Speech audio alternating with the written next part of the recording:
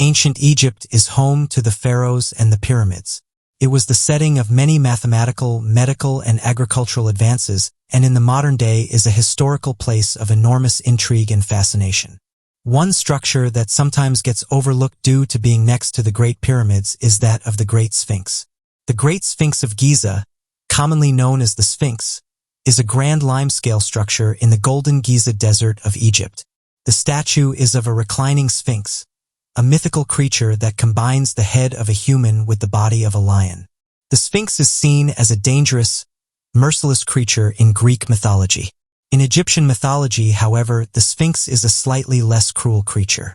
Unlike the Greek Sphinx, the Egyptian one is firstly male, and secondly is described as more benevolent than the Greek Sphinx. However, they are both thought to be extremely strong, and guarded the entrance to temples in ancient times. Today, the Sphinx is a tourist attraction more than anything. Such an incredible architectural feat naturally draws a lot of attention, and historians and researchers have spent years delving into the history of the Sphinx. Naturally, this leaves various unanswered questions. The first modern archaeological dig of the Sphinx was undertaken in 1817, but it was some time before that it had been visited and captured in painting. Around 1798, French painter Vivant Denon painted a picture of the Sphinx, but when it was finished, critics noticed something a little strange. Denon had painted a man being pulled out of the head of the Sphinx.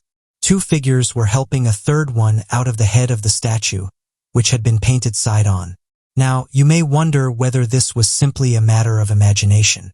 Perhaps Denon had wanted to add something a little different to the painting. But of course, nobody knows for sure. As it was, the 18th century and the beauty of both aviation and drone imagery had not quite yet been invented. However, in the 1920s, aerial photography had become possible. And lo and behold, what appeared on the Sphinx's head? A hole big enough for a man to fit through. Naturally, this made Denon's painting all the more interesting. It appeared he'd actually seen people climbing out of the Sphinx, which begged the question, who is in the Sphinx and what were they doing? Not a lot is known about the history of the Sphinx, or at least there isn't a lot of definitive knowledge, but researchers have noticed that the head of the Sphinx is made from different materials to the rest of the statue. The head appears to be made out of a man-made substance rather than limestone, hence the darkness of the stone of the head compared to the body. Furthermore, the Sphinx's head has hardly eroded and appears smoother than its body. This again points to the idea that the head was somehow interfered with, maybe long before any Western people ever knew of its existence, but this still doesn't answer the question of why those men were in the head of the Sphinx. One thing that is known is that restoration work has been done on the Great Sphinx. Something to note, though, is that at the time, and as mentioned by Tour Egypt, systematic research on the water table pollution and on the properties of the stone and mortar are undertaken. They note, though, that for some unknown reason these discoveries were not applied when the restoration work was being carried out. It's been theorized that the hole in the head of the Sphinx actually led to an underground chamber, which then joined up to more underground chambers beneath the Great Pyramids. This secret city, as it was dubbed by the mainstream media, was allegedly found in March of 1935.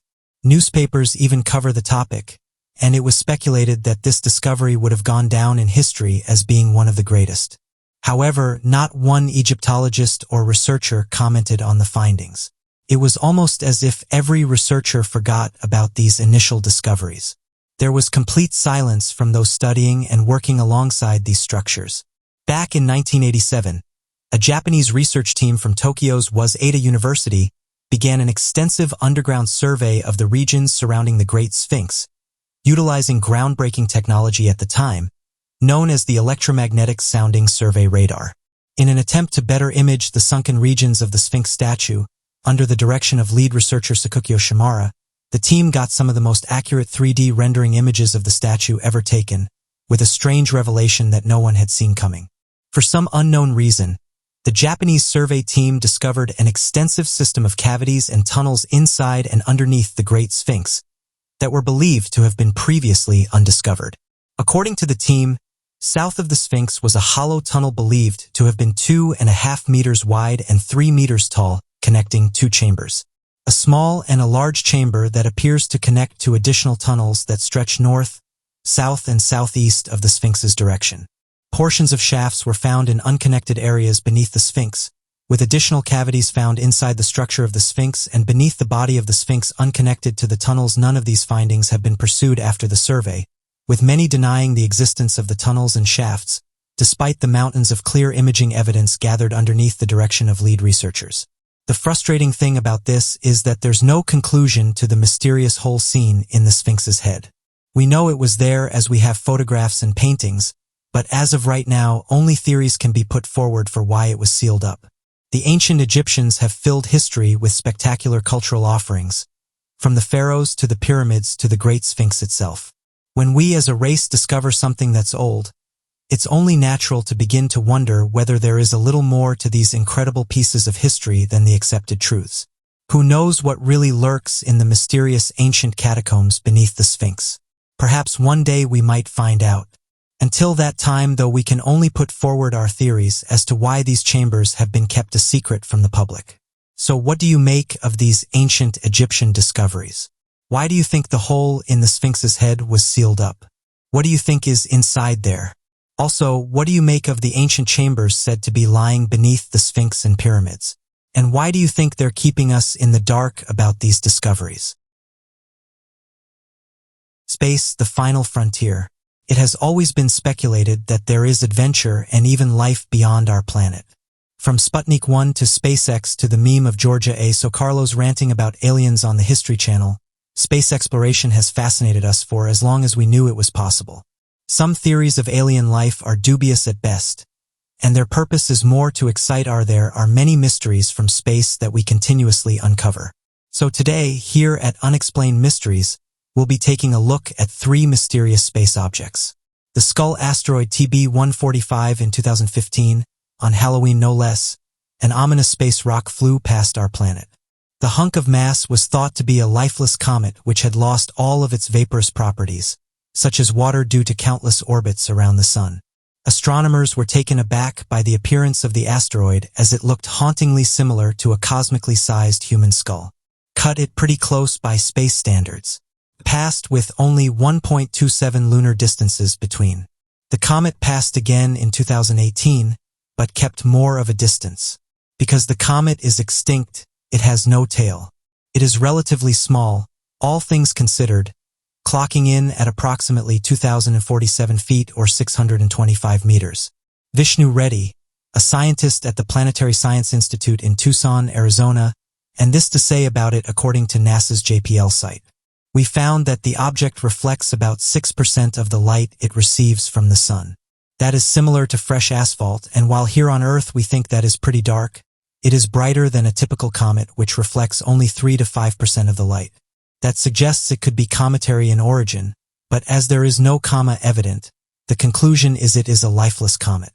It is indeed Mr. Eddy, while it is projected to pass Venus and Mercury several times in the next few years. It is not scheduled to pass by Earth again until 2082.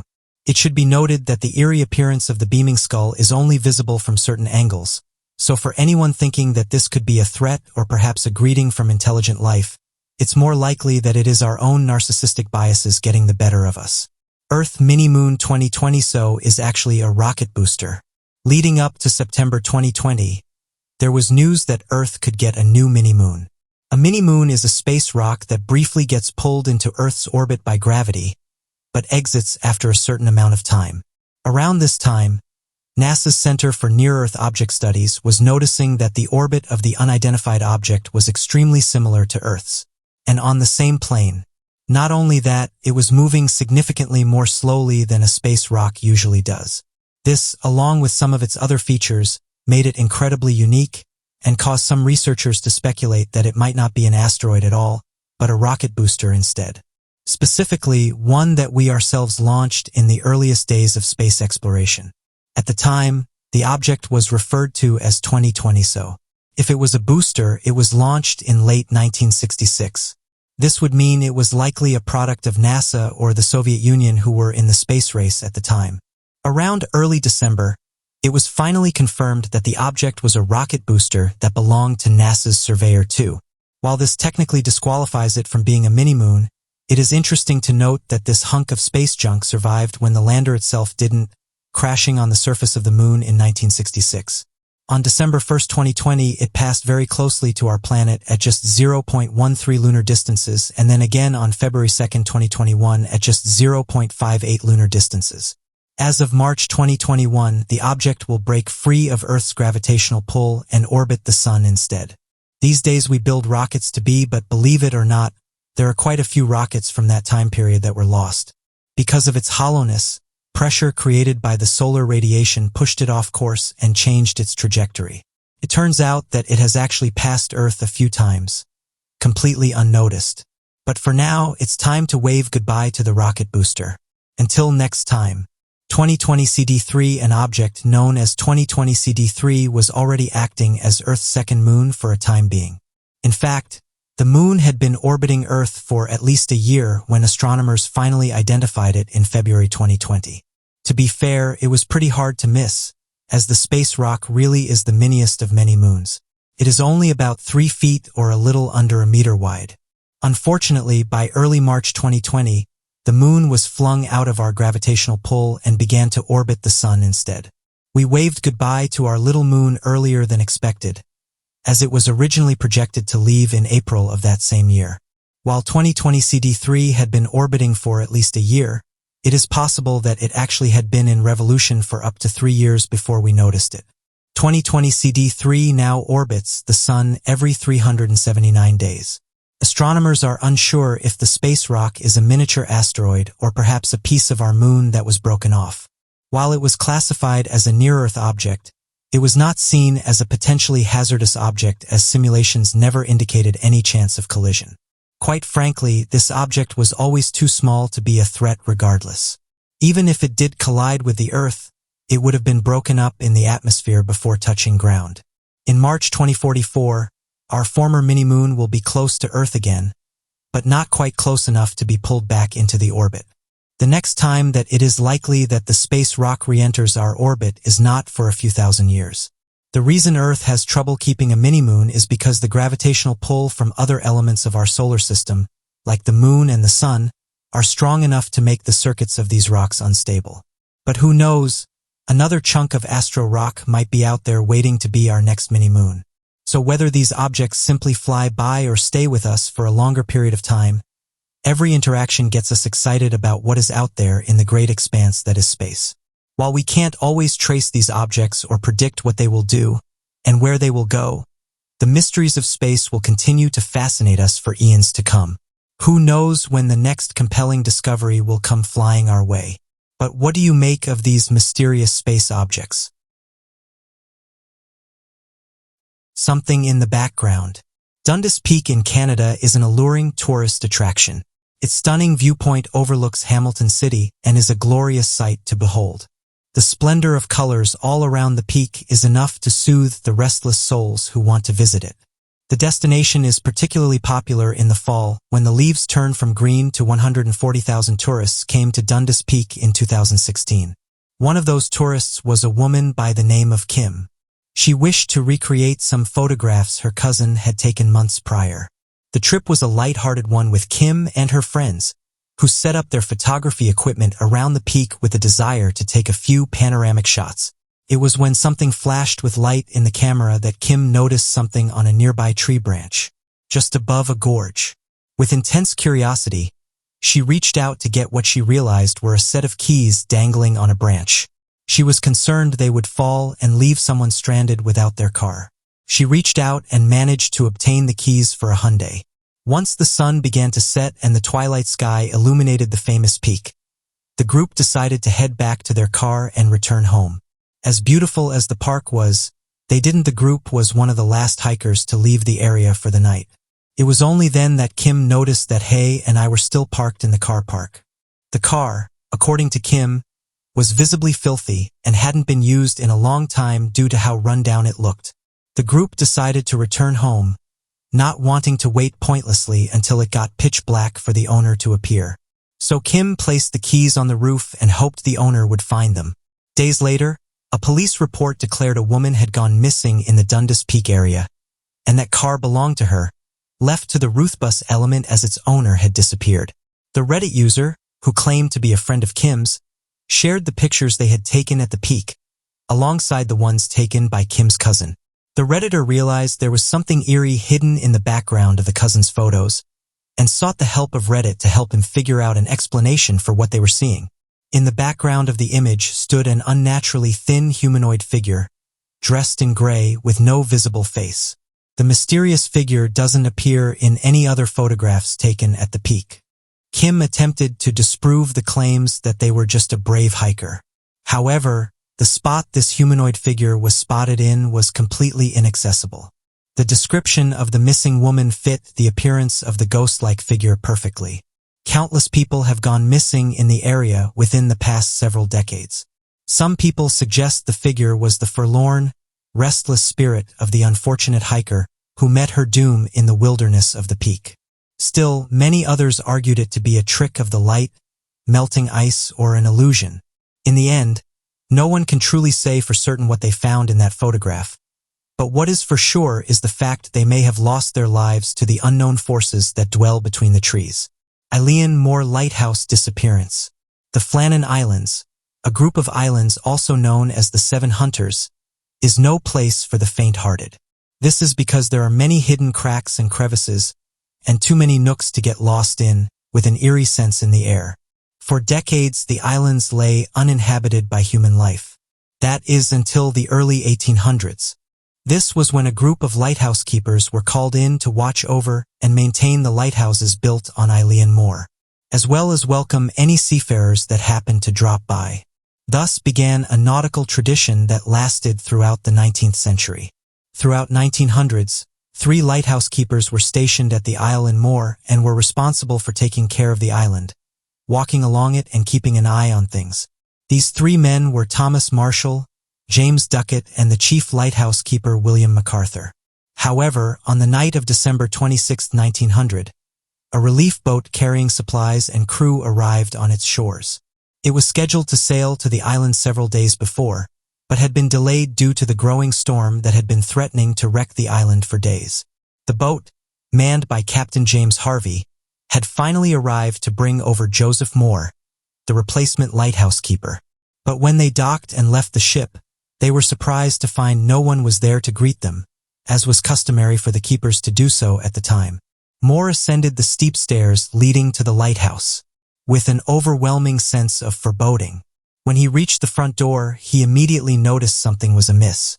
The oil lamps had been recently changed, and the door was left unlocked and wide open for anyone to walk in. The most troubling sign was that all of the oilskin coats, the outdoor gears that the keepers donned for safety and warmth, were missing. One of the rules of the Northern Lighthouse Board was that they must wear their coats and there must always be at least one man inside the lighthouse. Moore and the other crewmen continued their search throughout the lighthouse and across the island, but found no sign of any of the men anywhere. However, down by the landing platform, further clues as to what happened were found.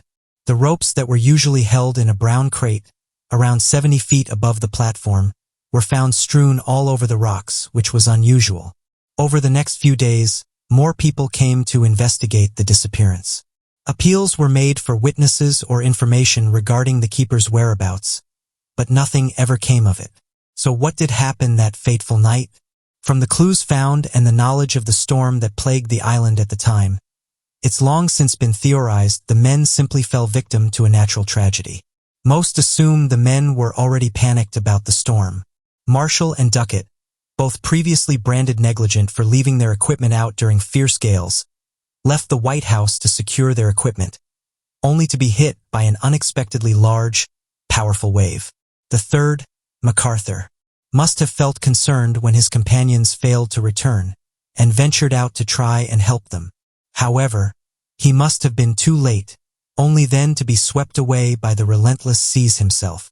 However, no definitive proof that would have explained exactly what occurred that night has ever been found. This leaves spectators, journalists, and police officers alike to ponder the truth.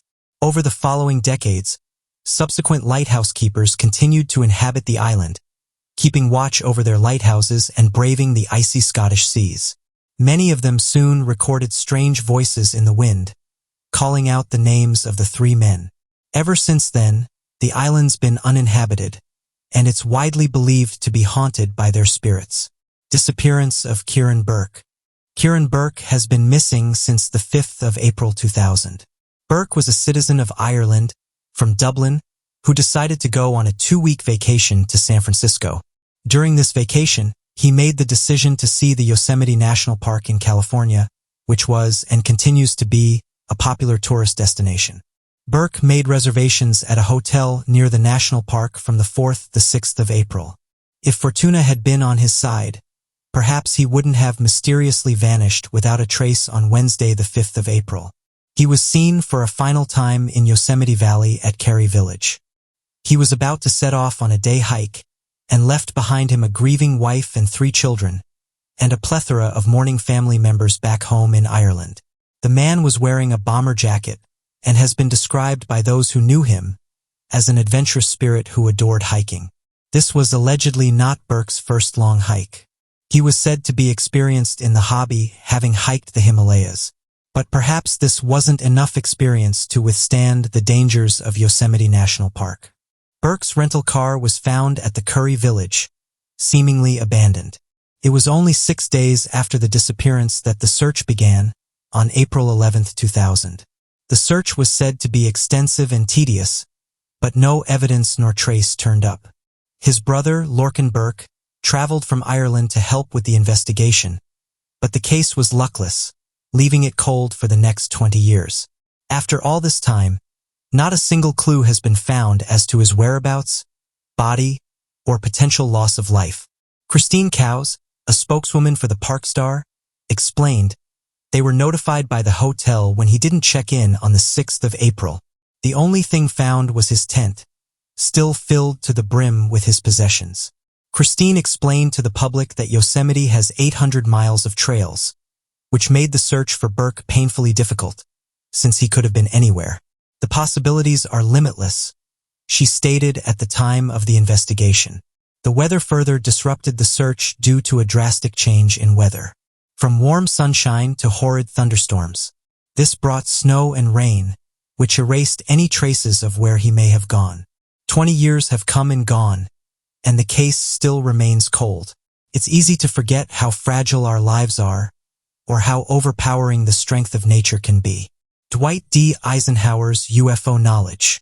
34th U.S. President Dwight D. Eisenhower was many things to America.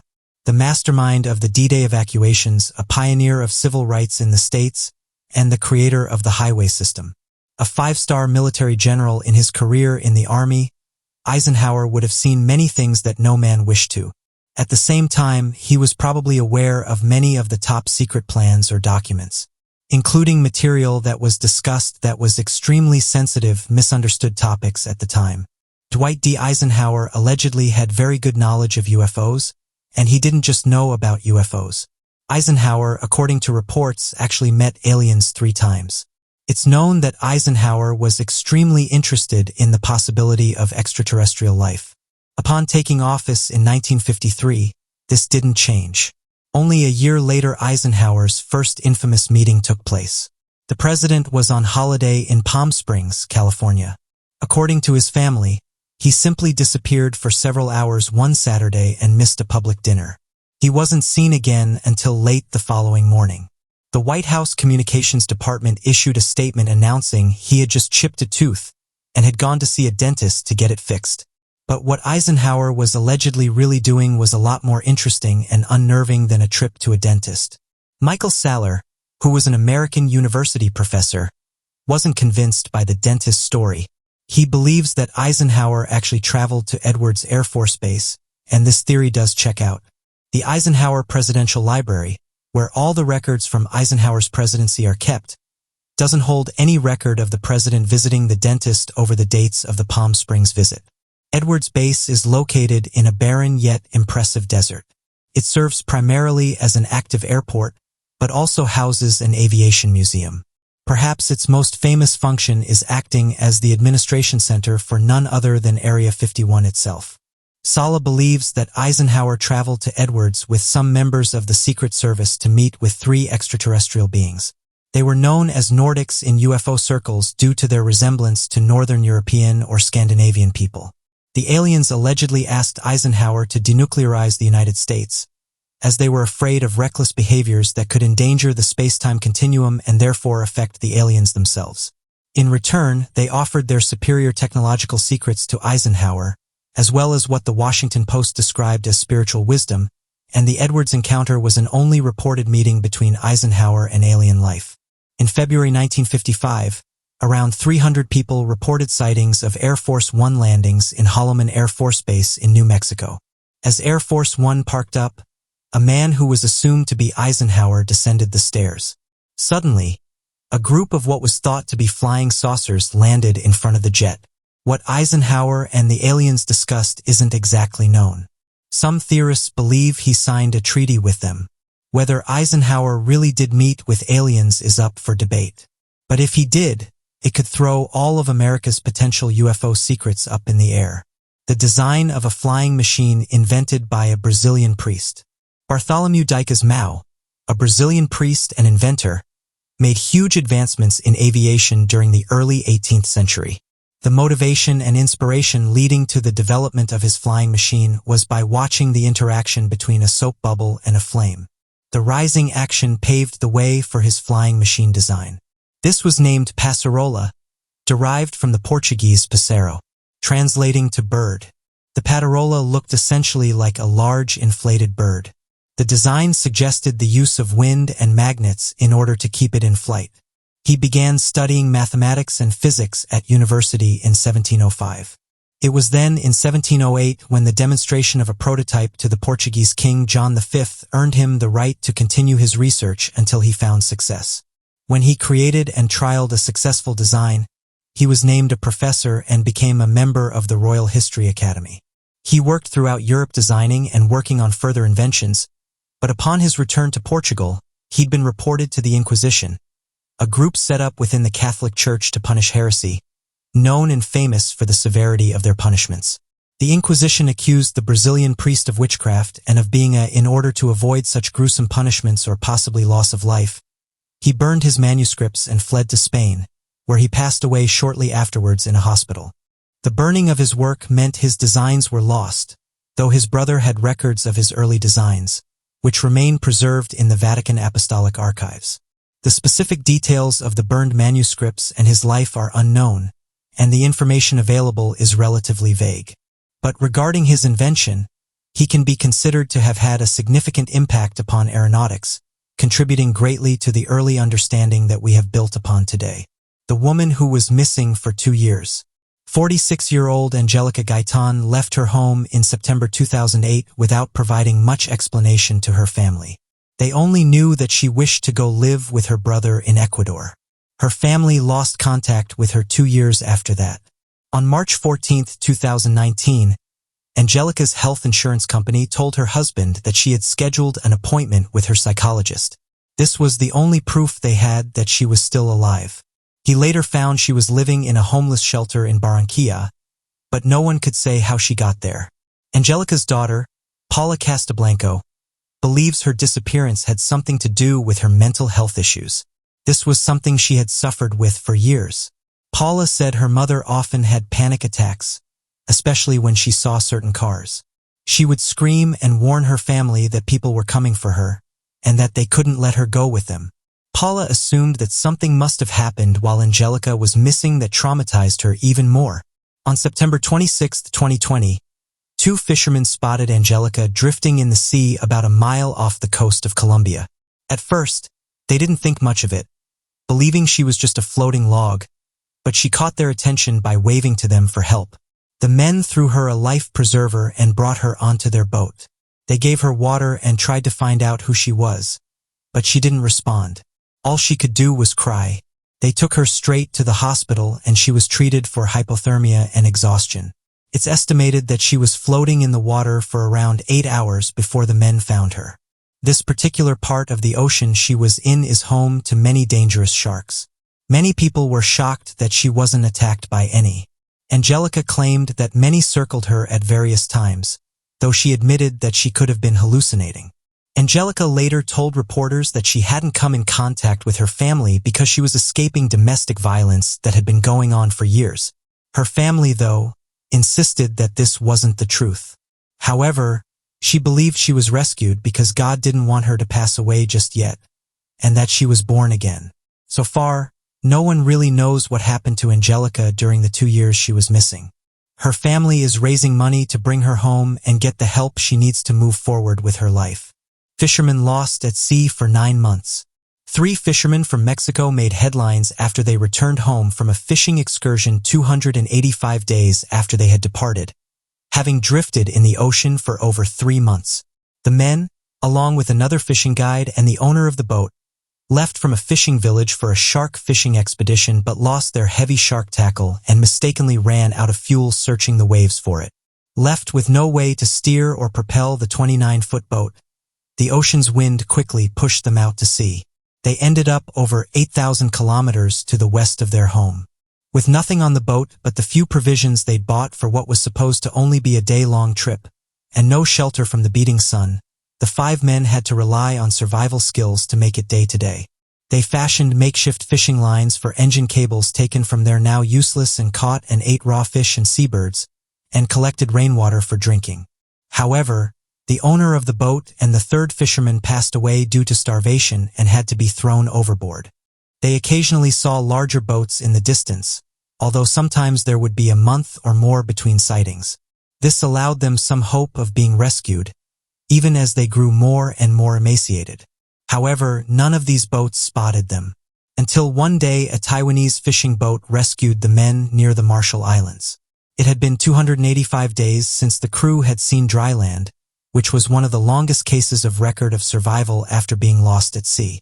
Clocking in at just over 9 months, the 3 men were lucky to have been able to survive that harrowing ordeal.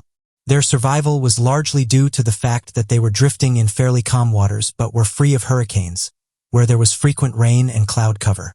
There is no doubt with just a little less luck these men would have passed away due to deprivation of food just like their other 2 crew members. Although their story is bittersweet, it's also a testament to the vastness and fickleness of the ocean that a boat could drift for so many days and not be seen by another soul for a better part of a year. Fran Drescher believes she's been abducted by aliens. In an interview with the Huffington Post, she describes how her and her ex-husband, Peter Mark Jacobson, have had matching experiences driving on a road with their fathers when they encountered alien life. Drescher believes the similarities between her own and her ex-husband's experiences means they may have been programmed to meet one another. The actress describes her experiences simply as having been abducted and getting a chip implanted in her hand, an occurrence referred to simply as alien implants. Her and Peter Mark Jacobson allegedly both share a scar on the same hand, in the same spot. Fran insists this is where the chip is, whereas Jacobson remains unconvinced, stating the scar is likely from an accident. In response to Jacobson denying the claims, she simply stated, "That's what the aliens programmed us to think." Although Drescher hasn't described the feelings and experiences in detail, many people report hazed memories, as though their memory had been wiped, but small bits of the event were still left behind. Another common occurrence reported by many abductees is a loss of time, having missed hours or days for what they perceive to be a mere seconds. Lots of abductees have had repeat experiences, so perhaps we can expect these aliens to return for Fran Drescher in a few years. People have suggested this is purely a joke. After all, she is a comedy actress. Do you think she genuinely believes she was abducted? Do you think she's taunting the avid believers among us? Details of Jesus' bloodline. Bestseller book and Hollywood hit movie The Da Vinci Code written by Dan Brown sparked controversies and conspiracies surrounding the Vatican. The intense fame of this work focused the attention of theorists towards the Vatican, placing the mysteries of the archives into the public spotlight of pop culture. Despite Brown's insistence that 99% of the contents are factual, the claims are heavily refuted by the Catholic Church, and with understandable motivations. Is the Catholic Church hiding the reality? Brown's work claimed that Jesus Christ had married Mary Magdalene and had children with her, creating a traceable bloodline with the potential descendants that were still alive today. The Da Vinci Code isn't the first book of its kind, although it has seen notable fame and success. Since the Da Vinci Code created such claims surrounding Jesus and the Church, it is a conjecture grew and popular conspiracies now suggest that the true bloodline of Jesus Christ is concealed within the Vatican Apostolic Archives. One piece of supposed evidence for the theory that Jesus had a wife and children and subsequent descendants alive today is that there's little known about Christ between his birth and early childhood and the years before his death in his early 30s. The focus of Christ's life within the Bible is largely on his birth and work leading to his crucifixion. Hence the Christmas and Easter celebrations. But then, what was Jesus doing with the other 20 years of his life? This is a question many have begun asking. For many, marrying, having children, creating a family is a probable assumption. Certainly the one made by Dan Brown. The Bible states that Mary of Magdala was a follower and traveled with Jesus. However, Brown and other theorists believe their relationship to one another was more intimate, having been married. So what do we believe could be within the Vatican Apostolic Archives? Documentation of Jesus' bloodline potentially being held within the Vatican is a relatively common theory, though the form of this documentation is also in debate. Some people believe that letters and messages sent between St. Paul and Emperor Nero contain first-person accounts surrounding Jesus' life. This includes a written record of his bloodline. Others believe individuals who had seen Jesus personally had drawn portraits of Jesus, and these are contained within the Vatican Apostolic Archives.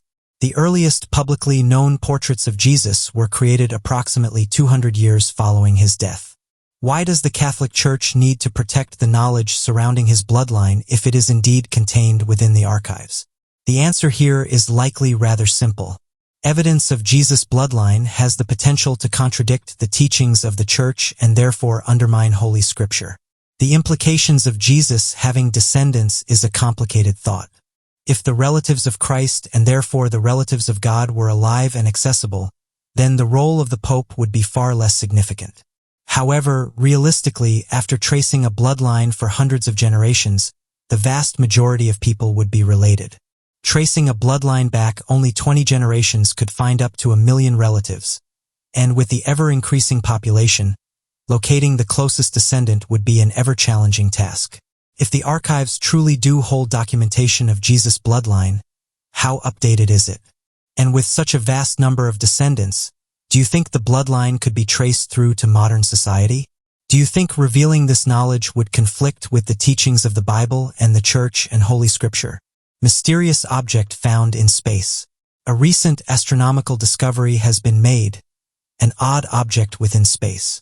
So far as of June 2020, scientists have concluded that the occurrence is either the lightest black hole or the largest neutron star we've ever discovered. This new astronomical item was reported on by the astrophysical journal Letters. They detailed the procedure and findings of the study that led to this discovery. The finding of this astronomical discovery began with scientists conducting a study involving the analysis of gravitational waves. In August of 2019, scientists observed a black hole. This turned out to be 23 times larger than the Sun. They saw it collide with this unidentified object of 2.6 solar masses, a solar mass being the mass of the Sun. Scientists are currently acting under the assumption that an unknown object the black hole collided with is either the lightest black hole to be discovered or a ginormous neutron star. So what's the difference? A neutron star is an incredibly dense star at its core. There are subatomic particles that align side by side. Our understanding had been that if a neutron star exceeds 2.1 solar masses, the gravitational pull causes the star to collapse, therefore creating a black hole. What makes this possible black hole, possible neutron star discovery so exciting is that object hasn't collapsed on itself, but it does exceed 2.1 solar masses. Scientists haven't confirmed this to be an observation of a collision between a black hole and a neutron star, as there's simply too much we're unsure of to form solid conclusions. One member of the international team that conducted this research, Charlie Hoy, commented on a statement given to the gravitational wave detector. He noted that this research had the potential to revolutionize our understanding of astronomy. He highlights that with growth and development of new equipment and technology, scientists will be able to determine the precise locations of neutron stars and black holes within the universe. Equipment will become more and more sensitive to smaller stimuli. More and more unexplained findings are being stumbled across each day. And as research develops, we can only hope to stumble across more answers to these questions. Stephen Kabatsky. It's the winter of 1978 in the American Midwest, and Stephen Kabatsky, a student from Hope College, is taking advantage of the last days of February before spring began to go skiing. He leaves his student digs to go on a solo cross-country skiing trip. Kabatsky was an accomplished outdoorsman who climbed mountains in Europe and was an avid cross-country skier. Familiar with the area, this was an ordinary weekend pursuit for Kabatsky and to those at college who knew him. However, this small excursion would end up being far from ordinary. Several days later, the alarm was raised when Kabatsky failed to return from what should have been a day's activity. At the same time, snowmobilers on the southeastern shore of Lake Michigan had come across a set of abandoned skis and ski poles. The police knew immediately who they belonged to. A search party was sent out, utilizing both land and air rescue with helicopters and locals deployed.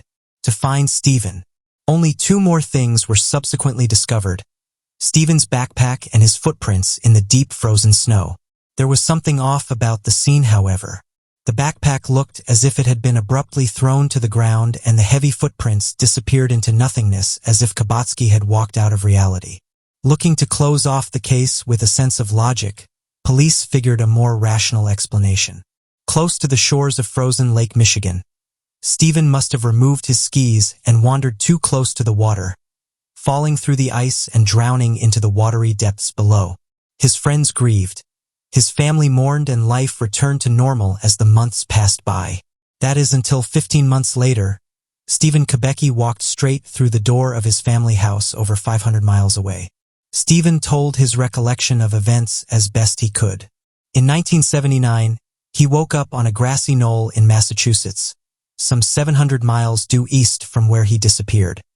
He was wearing clothes that were not his, had items such as maps and signs that were neither his nor written by him, and he had no concept of the amount of time that had passed. It was only when he was able to purchase a newspaper he would realize that he had re-emerged to consciousness 15 months later than when he first set off. The last thing he remembered before this was striding forwards on his skis as he made his way around Lake Michigan. Before he knew it, however, he experienced a momentary blip, being enveloped in a cold and frozen darkness that hurried him from one point to another, which felt like he was running. Aside from this, he had no other details to give, and yet the mystery of what happened that day in February 1978 was perhaps less about Kabatsky and more about where he was. Urban myths run rife that Lake Michigan is home to cross-dimensional disappearances, essentially the Bermuda Triangle of the Great Lakes. It's not just Kabatsky who went missing in this area. Ships, planes, and other people have all disappeared, and for whom there was never any trace of again. As of today, Kabatsky's disappearance and reappearance remains a mystery. 290-million-year-old footprint in New Mexico. How long have humans been on this planet for? The most commonly accepted answer from the scientific community says around 200,000 years, at least in our modern anatomic form, with perhaps our bipedal ancestors harking further back in time to 6 million years ago. However, a new discovery in New Mexico has come to turn all these theories upside down. In the footprints of a mountain range in New Mexico, a series of impressions left in the ancient rocks cast new insights into our origins and what life might have looked like hundreds of millions of years ago.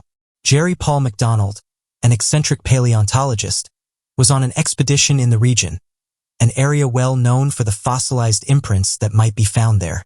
These imprints are known as trace fossils, physical evidence of tracks, trails, and resting marks left behind of now vanished organisms.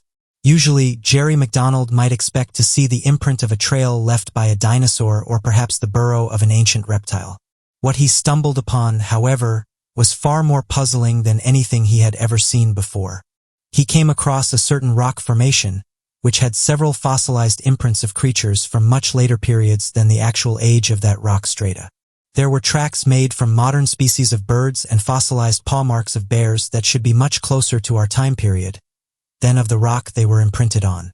It's important to note that the period the rock was from the Permian period, an era where there weren't supposed to be birds and was certainly a long time before bears. The evolutionary process for these species just was not underway then.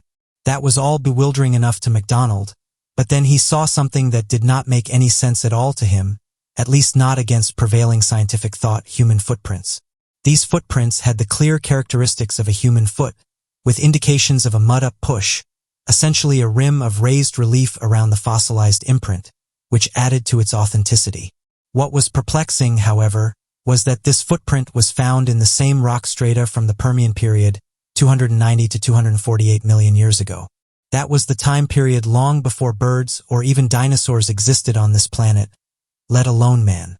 Could this be evidence of man's earliest civilization, far beyond anything scientists have ever led us to believe? The Permian period ended with the largest mass extinction in history, with billions of species wiped from the planet and a devastated ecosystem that took 30 million years to recover. As such, it's not too far a stretch to say that at that time, the Earth might have hit the reset button, with this imprint being one of the only things left of an ancient human species that took their place on Earth well before us. The horned beast of Bahia, Brazil during the hot summer months in the state of Bahia, located in the country of Brazil, it is not uncommon for a large influx of American tourists to make use of the coastal towns as a summer getaway vacation area. It was during these pristine tourism months that a mysterious image emerged from the area of Bahia, Brazil, of what could only be described as a demonic-looking humanoid horned beast that can be seen in crystal clarity. Be bathing in a muddy river surrounded by dense mangrove trees while carrying what appears to be a body of a young child dangling in its arms. Although there is little reliable information surrounding the image circulating across the internet, countless sources cite that the image was taken by a young female American tourist believed to be only 15 years old, of whom saw the strange creature and took a quick photo before fleeing the region. Given the incredible clarity of the image, many believed that if the photo is faked, it would have to have been via the use of practical effects or a misidentification on the part of the young girl who took the picture. Some have tried to explain away the photograph, claiming that the creature seen in the image is nothing more than a clam fisherman, as the area is commonly known for clam fishing, with many clam fishermen using secluded areas as their own personal hotspots. However, the image shows a man completely covered in mud from head to toe, with his mouth, eyes and skin completely gray in color. No inch of pinkish flesh or human features. The horns on the creature have been dismissed as nothing more than the possible mud-crusted hair that was pointing in different directions. However, the image clearly shows the creature to have a bald, dome-like head with sharp protrusions from the side with no other clumping of hair visible. Every skeptic explanation also fails to address what appears to be the body of a limp child dangling from the creature's arms. Continued sightings have been made over the years surrounding the Bahia horned beast, leaving many to wonder if the dense forestry and unclaimed natural land hides a dark and sinister demonic entity taking advantage of the countless number of people who go missing every year. No further evidence has been gathered surrounding the creature. The anomaly under the sea. Referred to as the mound in the sea, there appears to be a strange underwater anomaly directly underneath the Sea of Galilee. This strange mound was discovered back in 2003, when research scientists were doing searches under the water in the hopes of uncovering ancient artifacts from the region. After further analysis, researchers believe the area to be artificial in nature and having from long ago. The mound is located under 30 feet of water, and so it's believed that perhaps the area was once above water and used as a construction site. The mound itself is believed to have been built using a variety of basalt rocks that have been sacked into a cone shape, while being twice the size of Stonehenge. In more recent reports concerning the finding, archaeologists have written that the mound shares similar characteristics with that of ancient communal burial sites, and so it might have been used for such a purpose. Others believe that it could have been a large ramp or a ceremonial structure of some kind, but has been slowly grinded down from the subtle movements of the water that surround it. Today, no further research into the area has continued, and not a single research scientist has been able to accurately date the structure or uncover its true purpose during that of the ancient world. The Blackbeard merfolk sighting. Edward Blackbeard Teach is remembered as one of the most fearsome men to have ever lived, becoming a legend during his own lifetime as one of the greatest pirates to have ever lived. Although his reign as a pirate only lasted a short 2 years, it was the terrifying cruelty of Blackbeard that cemented him as a legend. Many merchants and fishermen would often claim that when in battle against Blackbeard, they had believed him to be the devil himself, due to the fact that he would often put smoking fuses in his long black hair and beard and strapped weapons on his body to make himself look less human and more like a monster. It is for this reason that experts find it extremely peculiar that Blackbeard often wrote that his number one fear of the open sea was that of his mermaid sightings made in specific regions. Blackbeard often wrote that he believed the sighting of the creatures were an omen of bad luck and that they had made attempts to drag him under the water and steal his gold. Blackbeard would often end his logbook reports with warnings to his crew members of the enchanting powers of the mermaids and never to revisit the areas of his sightings. Tunguska event. Russia is known for being a powerhouse and being home to some of the greatest nuclear power on the planet, but this power has caused various issues for the country. One interesting case happened back in 1908. On the morning of the 30th of June 1908, a large explosion occurred near the Tunguska River. This terrifying explosion over the hardly populated region of eastern Siberia erased around 80 million trees. Whatever this explosion was, ripped through the area with ease and caused a massive amount of damage. The large majority of the trees have been wiped of its branches. It is also said that around 3 people died in the event. When it comes to the reason behind this famous incident, various theories have been put forward, the majority of which people can't seem to agree on. One of the most accepted theories is that a meteorite caused the destruction of the area. Interestingly, scientists and researchers have classified this as an impact event, even though no impact crater or objects have ever been discovered, something that's led people to look at alternative theories to explain the mysterious event. Scientists, however, have stuck to the meteorite story and say that the object that caused the damage would have been large. They suggested that the object disintegrated at around 5 to 12 miles in the sky. Back in 1908, when this incident happened, science was not at the level it is now. Due to this, researchers at the time had limited instruments. The magnitude of the event has helped modern researchers to come to a more conclusive answer for what happened here. As it took around 10 to 11 years to find out information on this incident, and because many people living in the area were religious, they concluded that the reason this event happened was because their God was not happy. Science has said that various studies have allowed them to come up with different estimates of the size of the meteorite, ranging from 50 to 190 meters, depending on how fast the body was traveling. Along with the size of the meteorite, other factors were also measured in order to reach a decision. Tests showed that the energy of this object would have been the same as 3 to 30 megatons of TNT. More than 100 years after the event, only a few clues remain. For such a large event, it's left behind no clue whatsoever. Interestingly, researchers have said that much larger events happened in Earth's history, but this event is considered one of the largest impact events ever recorded in the history of the Earth. Today, after more than 100 years of the event, scientists still believe there is something we are missing. One NASA scientist said the following about the event. A century later, some still debate the cause and come up with different scenarios that could have caused the explosion. But the generally agreed upon theory is that on the morning of June 30th, 1908, a large space rock about 120 feet across entered the atmosphere of Siberia and then detonated in the sky.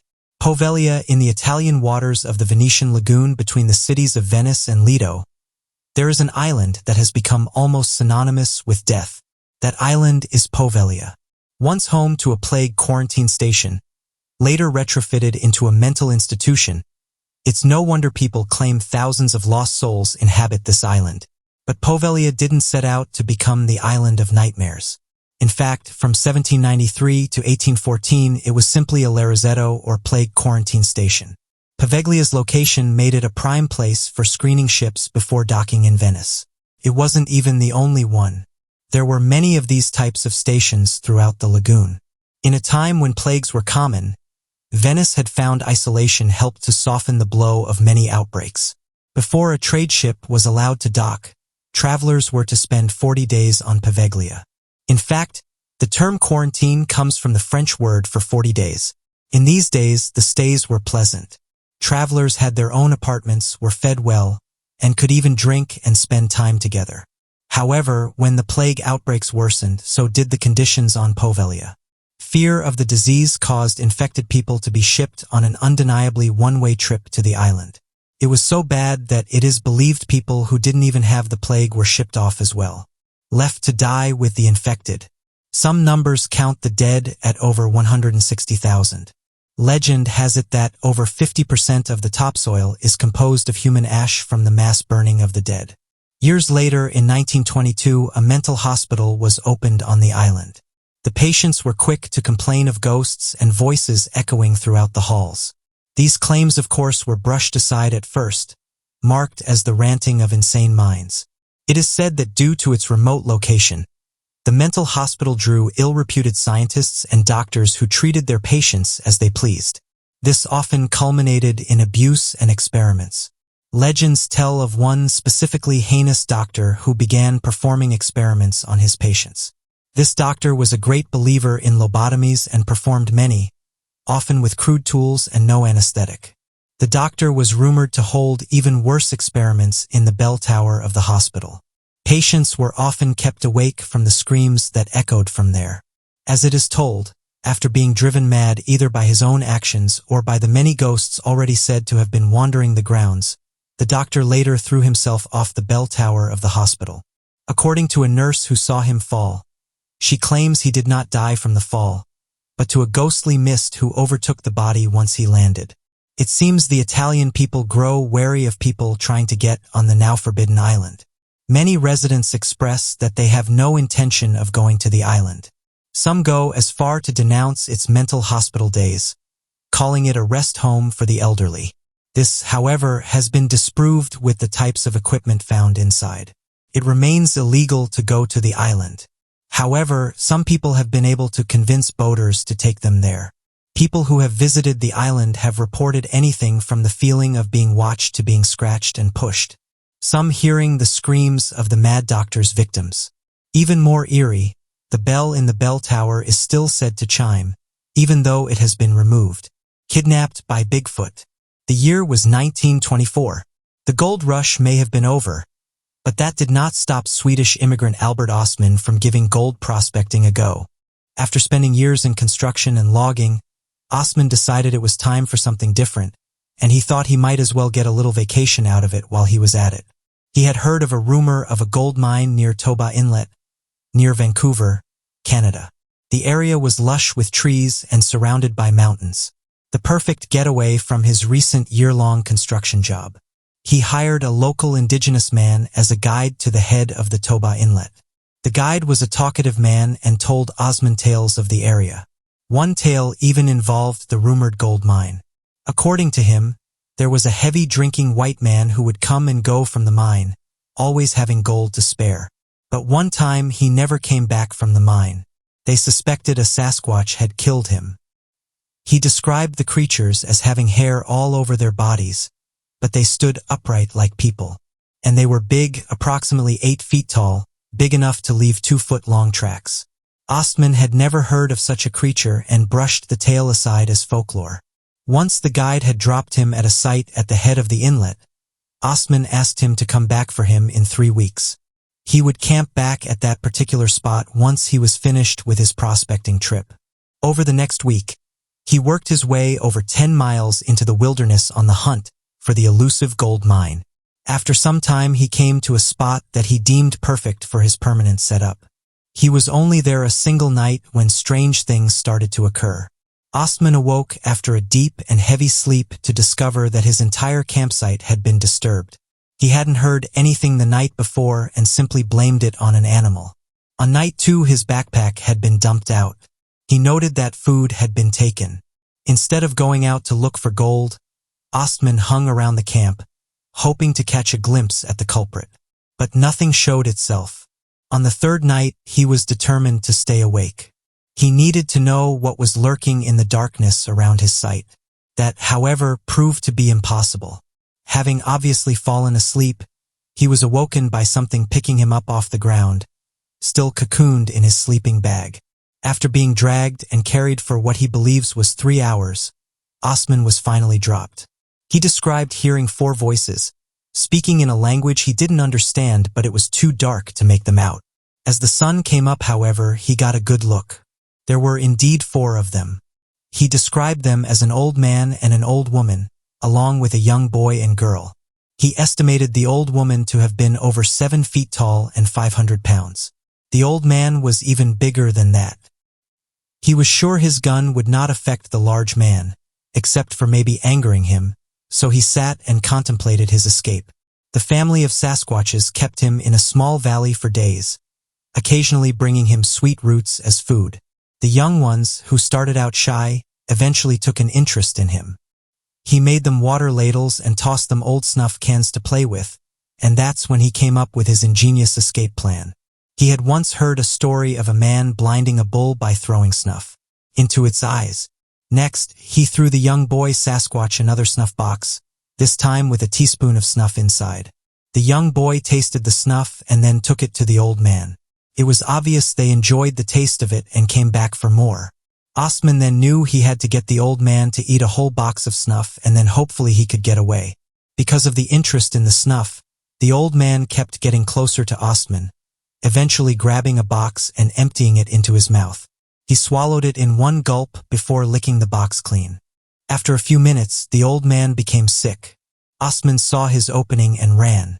Using his rifle, he shot warning shots as he escaped. He miraculously was not followed. He made his way down the mountain and finally into a nearby camp. He merely told the locals he was lost and did not mention the sight of the Sasquatch until much later, fearing being called crazy. Needless to say, he never tried prospecting again. Disappearance of Amy Lynn Bradley. When the Bradley family from America boarded the Rhapsody of the Sea for a week-long cruise, little did they know this would be their last holiday together as a whole family. Ron and Ivor Bradley, their son Brad 21 and daughter Amy 23, embarked on the cruise ship in Aruba on the 21st of March 1998. 3 days later, Amy would disappear from their lives forever. After a night of partying on March 23rd, Amy Bradley finished the evening drinking with the ship's band, Blue Orchid, in the dance club. One of the band members, Alistair Douglas aka Yellow, would subsequently say that Amy left to return to her room at about 1 a.m. Around 5:30 a.m., Bradley's father, his room adjacent to Amy's, wakes briefly before falling back to sleep, but remembers seeing Amy on her cabin balcony sleeping at that time. When Ron got up at 6 a.m., he noticed Amy was no longer there. When he went to check up on her, he discovered that she wasn't in her room at all. During that time, the ship would soon be docking at Curacao, and the Bradley family notified the ship's security that their daughter was missing. A quick search of the ship found nothing, and fearful that Amy had been kidnapped, the Bradleys pleaded with the crew not to let any passengers off at Curacao. Not wanting to disappoint its passengers, the ship refused, and at Curacao thousands streamed off the cruise liner, and perhaps so too did any chance of finding Amy. Further searches of the ship and the sea produced no signs of her whereabouts, and on March the 29th the official search was ended. Investigators saw no evidence she had fallen overboard or anything that could point to suicide, and yet there were no clear answers of where the 23-year-old could be. Various sightings occurred in the years following her disappearance. In 1999, a naval officer stated that at a brothel in Curacao, a woman upon hearing another American came up to him saying, "My name is Amy Bradley and I need help," before two burly men noticed this and escorted her out of the room, and he could make anything more of it. Another sighting occurred in 2005 when a witness named Julie Mora apparently saw Amy in a department store restroom. She claimed the woman entered the bathroom with 3 large men, who proceeded to threaten her if she did not follow through on a deal. Mora alleged that after the men had left, she approached the distraught woman, who then said that her name was Amy and that she was from Virginia, before the men re-entered to take her away. By the time Mora was able to call the authorities, the group was gone. Towards the end of 2005, Amy's parents also revealed they had received photos of a scantily clad woman with a strong resemblance to their missing daughter. Whilst showing perhaps that Amy was still alive, possibly having been abducted and sold into sexual slavery, it still remains that her location is unknown. The Bradleys have never given up their search, however, and still today offer a $250,000 reward for information leading to Amy's whereabouts. Mystery airships 1896 to 1897, almost a decade before the Wright brothers' first flight, numerous sightings of strange, cigar-shaped UFOs were spotted across the United States. Starting in 1896 and continuing to 1897, these mystery airships were bigger and faster than anything else known at that time. The first sighting was reported in the winter of 1896. A light was seen slowly moving through the Sacramento night sky on November 17th, with otherworldly sounds being heard as it passed overhead. The mystery light reappeared on the evening of November 21st, and then subsequently seen over more than half a dozen cities, including San Francisco and Oakland, and viewed by hundreds of witnesses. Not long after, more unidentified airships would be seen. On the outskirts of Springfield, Missouri, one was seen having crash-landed to the ground. It was 20 feet in length, 8 feet in diameter, and propelled by 3 giant propellers. An on-the-spot witness approached the ship and came across its 2 pilots. They looked human. However, their language was nothing of this world. They attempted with difficulty to communicate, trying to ascertain the pilot's origins. Eventually, they both pointed upwards and apparently uttered something that sounded like the word Mars before quickly returning to their airship and launching high into the sky, leaving witnesses completely mystified below. These unidentified objects would also be the first reported stories of alien abduction. The first occurred in April 1897 and involved another mystery airship hovering over a farmer's cattle pen. Upon closer examination, onlookers realized that a cable from the airship had roped up a cow, but was struggling to break free, having become entangled in the pen's fence. The group unsuccessfully tried to free the cow, but the fence itself was torn out of the ground, leaving the ship, cow, and part of the fence all rising slowly into the air and sail off into the sky. Interestingly enough, the airships weren't just after livestock, they tried to take people as well. It was on November 19, 1896, 2 days after the first mystery airship sighting over Sacramento.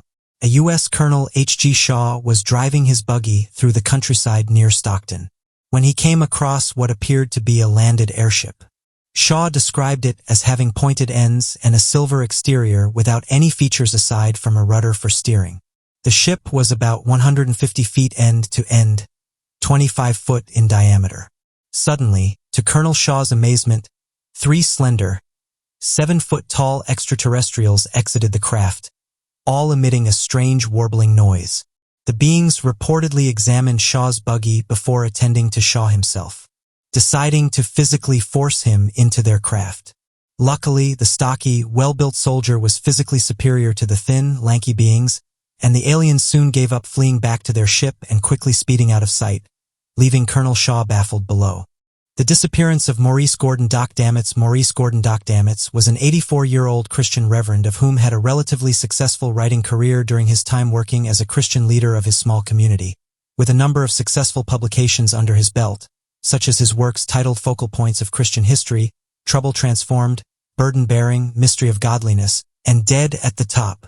Unfortunately, Dr. Metz was suffering from a severe blood disorder that made it difficult for him to be alone and had severe arthritis complications that prevented him from being able to move without assistance.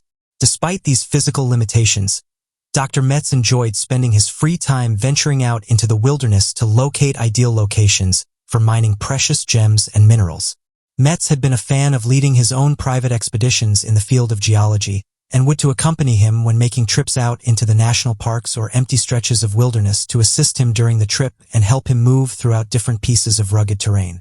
Doc's fascination for the field of geology would eventually lead him to joining the American Federation of Mineral Societies and Flatiron Gem and Mineral Club, becoming an experienced veteran of private expeditions and mining efforts. It is for all these reasons that it came as a shock to the wife of Dr. Metz. When Doc disappeared suddenly and unexpectedly, when venturing out into the Pike National Forest located in the Front Range of Colorado, when taking a trip with his close friend McSherry to find a digging spot for minerals. According to McSherry, the two had found a small sandy pit close to the Rampart Range Road, where McSherry said he had left DeMetz to venture out an extra 50 yards to find his own sandy pit to dig from. After about 2 hours of mining, McSherry returned to Dr. Metz and told him they would be driving home soon because it would be getting dark.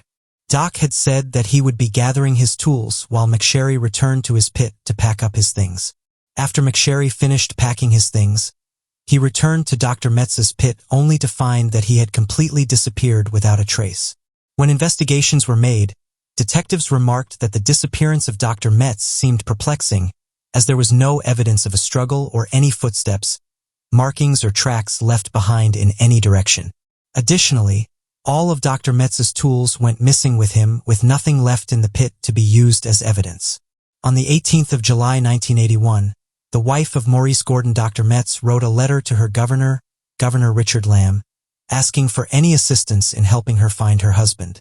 The letter detailed that she believed some form of conspiracy had been committed against her husband, with thoughts that he had met some form of foul play or had been carried away, but that all efforts for an investigation were being impeded by unseen forces. Despite this letter, no further action was taken, with Dr. Metz declared dead in 1990. The Shag Harbor UFO Incident. The Shag Harbor incident took place over half a century ago, but it continues to draw in believers in the unknown and mystery lovers. The incident took place in Shag Harbor, a tiny fishing village on the Atlantic coast, on the evening of October 4th in 1967. A group of locals reported seeing a low-flying and brightly lit object soaring through the sky towards Shag Harbor before it crashed and sank into the sea. Laurie Wickens, one of the locals who experienced the strange event, described how he initially assumed the flying object was a crashing plane. He described how he continued to see the object floating 1.5 miles from the shore for around an hour and leaving a trail of yellow foam. Ralph Luringer was actually co-piloting a cargo plane from New York to London on the night and also described seeing a formation of bluish-white lights that was slanted from that he identified as a big airplane with all of its lights on. With so many credible witness reports, the public intrigue of what had fallen from the sky grew stronger, and many people became determined to find an explanation. Norman Smith was one of those people and describes how he and his father and uncle jumped into a fishing boat and sailed to the spot where the object had crashed into the sea. They were soon joined by the Canadian Coast Guard, who helped them search for any wreckage. But nothing was uncovered. The next day, divers were sent down to explore further, but once again resurfaced with no new information. It was only years later, when diver David Svet surveyed the ocean floor of the harbor, that underwater anomalies in the area where the object crashed were discovered. Svet described these anomalies as a depression in the ocean floor the size of a perfectly circular dinner plate, with the center being about a foot deep. This exciting news proved that an object had crashed in this location, but was still not enough to identify what the object was. The most popular theory was that the crashing object must have been a fallen airplane, as Wickens and Luringer had presumed.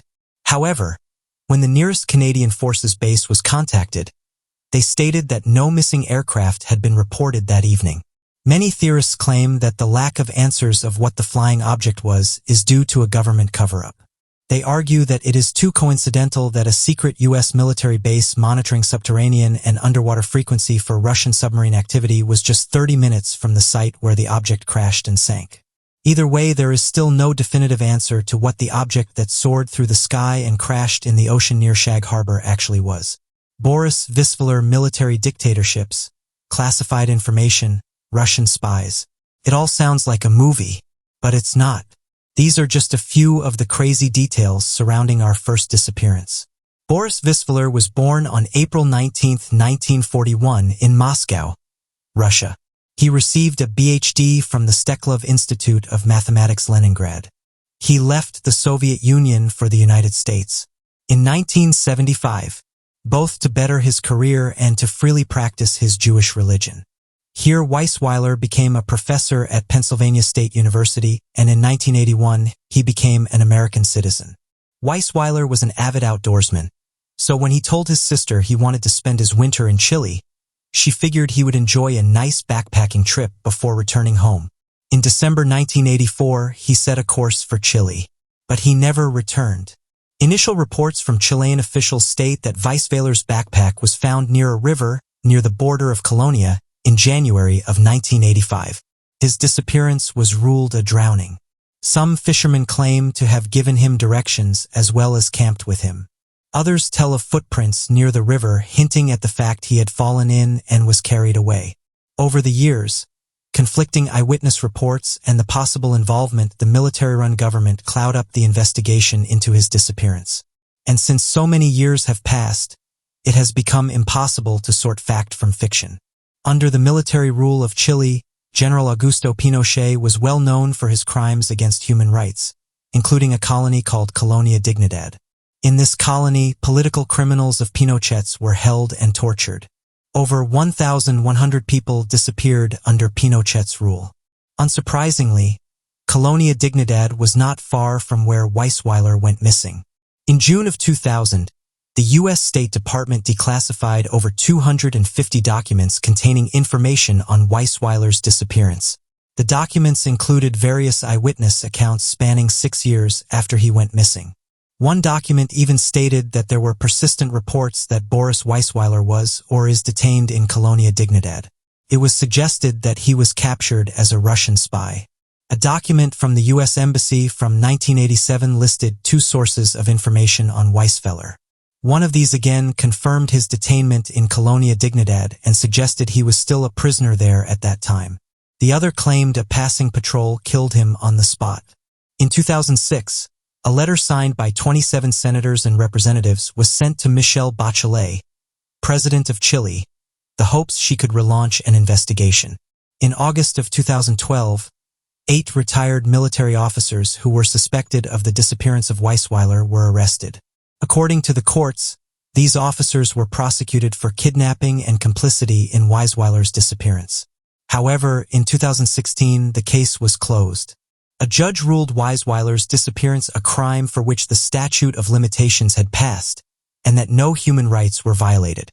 So what do you believe? Did Weisweiler slip into a fast-moving river to be swept away and never seen again? Or the more sinister option? Did he spend his final days in a torture camp being accused of espionage? The mysterious sky disk. The Niebuhr sky disk was originally discovered by 2 men back in 1999 that were treasure hunting with a metal detector without a license in the state of Saxony-Anhalt. This led to the treasure hunters unearthing the disk, 2 bronze swords, 2 hatchets, a small chisel, and a number of fragments of spiral bracelets throughout the region. Well aware of their finds without that of a treasure hunting license, the 2 men quickly decided to sell the artifacts to the black market in order to cover up their looting and make money in the process. This decision led to them selling the entire find for 31,000 Deutschmarks to a private collector in Cologne. The find would then go on to exchange hands within the black market community for several years, leading to the value of the piece being sold at more than 1 million Deutschmarks throughout Germany. It was not until 2001 the discovery would find itself within the public eye, leading to a police operation to recover the looted collection and trace the sale all the way back to the original finders back in February of 2002. This led to the 2 men working out a plea deal with the government by showing them the original excavation site, which led to them only receiving roughly 4 to 10 months in prison. Unfortunately, the 2 men would later try to appeal, leading to them receiving 6 to 12 months of prison time. The Niebuhr sky disk is described as being a small disk a mere 12 inches in diameter and weighing close to 5 pounds in total.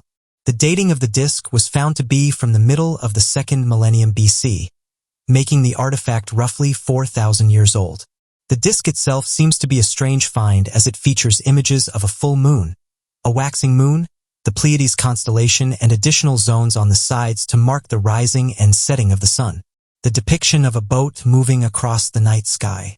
This has led to some researchers believing that the disk could be evidence of an astronomical instrument, whereas others argue that it may have some religious significance. Additionally, ancient alien theorists have speculated that it could be evidence of an ancient UFO sighting of a shape moving across the night sky that was recorded in ancient times. Derek James Liu King. Don't try to follow me. Those are the final words of 24-year-old Derek James Liu King, found scribbled on a note in Liu King's abandoned car. It is the final piece of evidence in his strange disappearance. Liu King grew up in Virginia before moving to Knoxville, Tennessee to attend college at Johnson University. After graduating, he took a job as an orderly at Peninsula Behavioral Health Center. Described by his roommate as having a servant heart, it raised a red flag when Liu King failed to show up for work on the morning of March 15, 2012. This uncharacteristic behavior caused Liu King's family to leave Virginia for Tennessee to look for him immediately. A quick search of his computer found searches for the nearby Smoky Mountain National Park, as well as reservations for a hotel. The hotel, located in Cherokee, North Carolina, had footage of Liu King leaving his room on March 17th, 2 days after he failed to show up for work. Inside the hotel room, Liu King left a Bible and a bottle of alcohol. Determined to find him, Liu Qing's family set out to search the area for themselves. By accident, the family came upon Lu Qing's abandoned Ford Escape. The vehicle was in the newfound Gap parking area, located along the border of Tennessee and North Carolina. Contents of the vehicle seemed to suggest Lu of a long hike or even camping. With him, he had a pickaxe, compass, lamp, pocket knife, knife sharpener, tent, sleeping bag, 100 feet of black parachute cord, granola bars, and a survival belt containing a multi-tool, flashlight, and a fire starter. There were also pages from a military survival guide, along with his wallet still full of cash. The last clue was the note, "Don't follow me." Some assumed this was a sure sign that Lu Qing was planning on leaving and never returning. Lu Qing's father noted that his behavior had changed recently. Lu Qing began smoking and drinking. He complained about where he was in life and about being unsatisfied with his job. His family was firm, however, that Lu Qing was not depressed and would not kill himself. Ignoring the note's request, search and rescue teams began to search the woods in the newfound Gap area. Interviews with hikers in the area turned up nothing. Even though it was a beautiful day and the park was busy, no one remembered seeing Lu Qing. This led investigators to believe that Lu Qing had either avoided the crowds intentionally or left the trail almost as soon as he stepped foot on it. Trails in the area are well marked, but it is incredibly easy to get lost if someone ventures off of them. Search teams scoured the woods looking for any sign of Lu Qing. There were no obvious signs of his presence. Many searches led to rhododendron thickets that he could not have passed through without obvious evidence of him being there. Some believe Lu Qing went missing while scouting the trail, fully intending to come back for his gear. Others think he planned to take his own life, but the purchase of nearly $1,000 in camping gear would prove frivolous if this was his intention all along. So what happened to Derek Lu Qing? Why did he have an arsenal of outdoor gear, but didn't bring it with him onto the trails? Did he write the simple forward note indicating he had no intention of returning? The search for Derek Lu Qing is not over. Despite years of searching, no sign of him has ever shown up. The Lower Yellowstone Falls. This 308-foot-long waterfall is known to be one of the most haunting places on the planet. Yet many people aren't aware that it holds this title. The story which gives it this title started in 1870. Back in 1870, there were 4 men who were accompanied with their guide. At the time, they were trying to make their way across the Yellowstone Canyon. Their guide warned them firsthand about the isolated sheep-eater tribe that they may face once they move deeper into the canyon. He also informed them about their mischievous activities and their habits of theft. The legend goes that the sheep-eater tribe stole the horses from the men. They then tried to get away on the stolen horses, but the group of men managed to track down the tribe. They caught these tribe people at a very dangerous place, crossing above the lower falls on the Yellowstone River. The tribe then jumped into the river and started to swim to the other side. While watching this, the explorers noticed the strong river current, and this made them soon realize that the tribe's men would never succeed in crossing the river. It started to become difficult for the tribe, but the horses were helping them, because the men wanted their horses back. They started to make their way towards the tribe members. However, while they were doing this, they heard a loud sound. Their guide shot one of the members of the tribe. This angered the explorers as they told the guide they didn't want to hurt them. They just wanted to get their horses back. The tribe managed to get on a raft, but the guide shot at them again, causing the raft to sink. After this, out of nowhere, arrows started to come from all directions, one of which was able to hit the guide. It's not known who fired these arrows, but some have said an ancient elder protects the natives from any outsiders. Interestingly, while standing close to the falls, some people have reported hearing Native American chants and even seeing the apparitions of Native Americans. 1890 Newark Bay sighting. Back in 1472, after ceaseless battles spanning over several hundred years against the Norse civilization, the Scottish people went on to claim the lasting ownership of the region of Orkney, a group of 70 stunningly beautiful islands that hold a rich history of human habitation for more than 8,000 years. Since the dawn of this strained ownership, however, Scotland has seen its own fair share of odd detailed reports describing strange aquatic humanoid creatures nearing the shores of the Orkney Islands. Although there are too many stories to tell surrounding the mermaids of Orkney over several centuries, The most well-known sighting of the Orkney mermaids is that of the 1890 Newark Bay sighting that took place off the shore of the easternmost peninsula of the mainland island known as DNS. Later referred to as the DNS mermaid, the aquatic humanoid creature was the conjecture of more than several hundred sightings, made by both visitors and locals to the island. Unlike common mermaid tales, however, the DNS mermaid was described as being a terrifying creature to look at.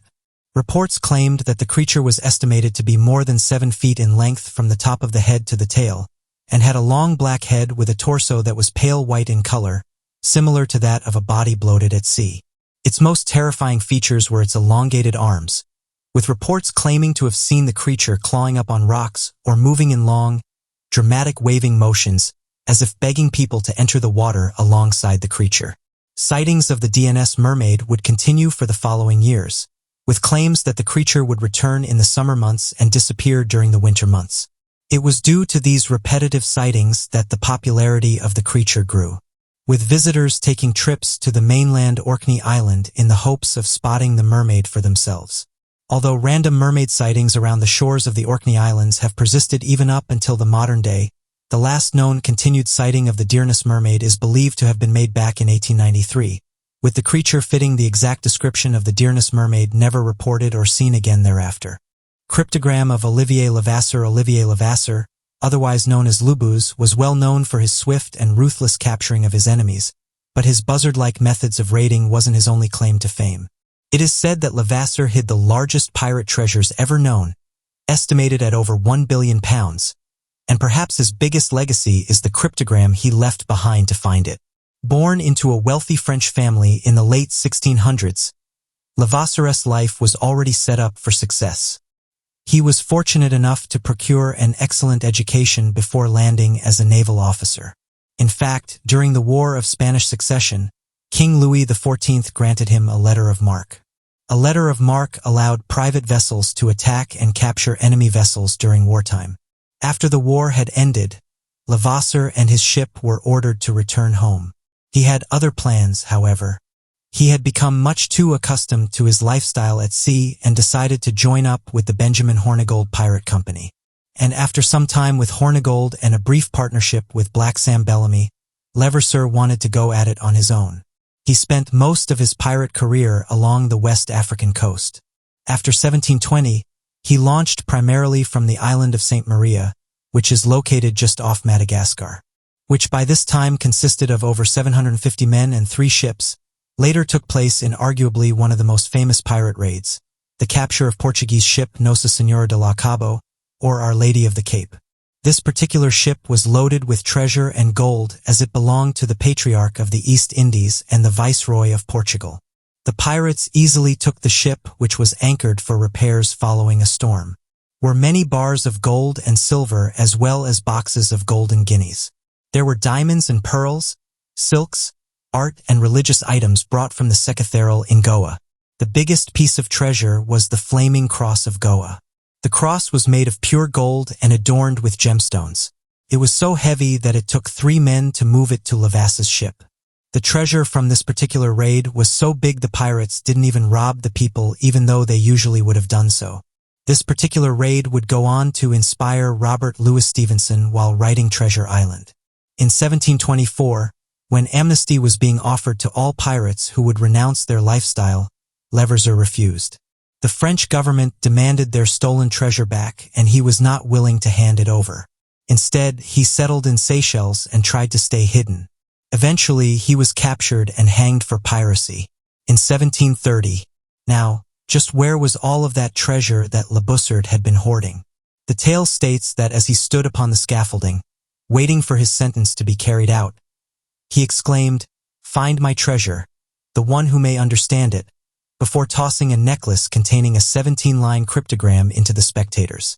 2 treasure hunters, Reginald Herbert Cruz Wilkins and his son John, have now devoted their lives to decoding the cipher and finding the treasure.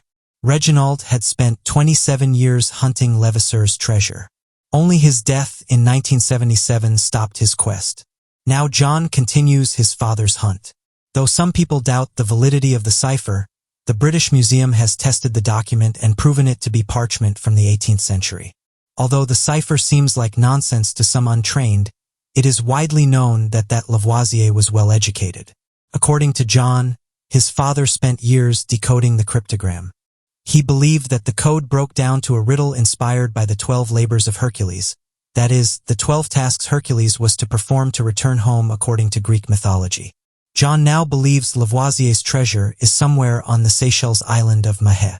Although, in his own words, John is sure he has found the location, remaining vague as to not draw attention to his site. He has been shut down for digging since 2009.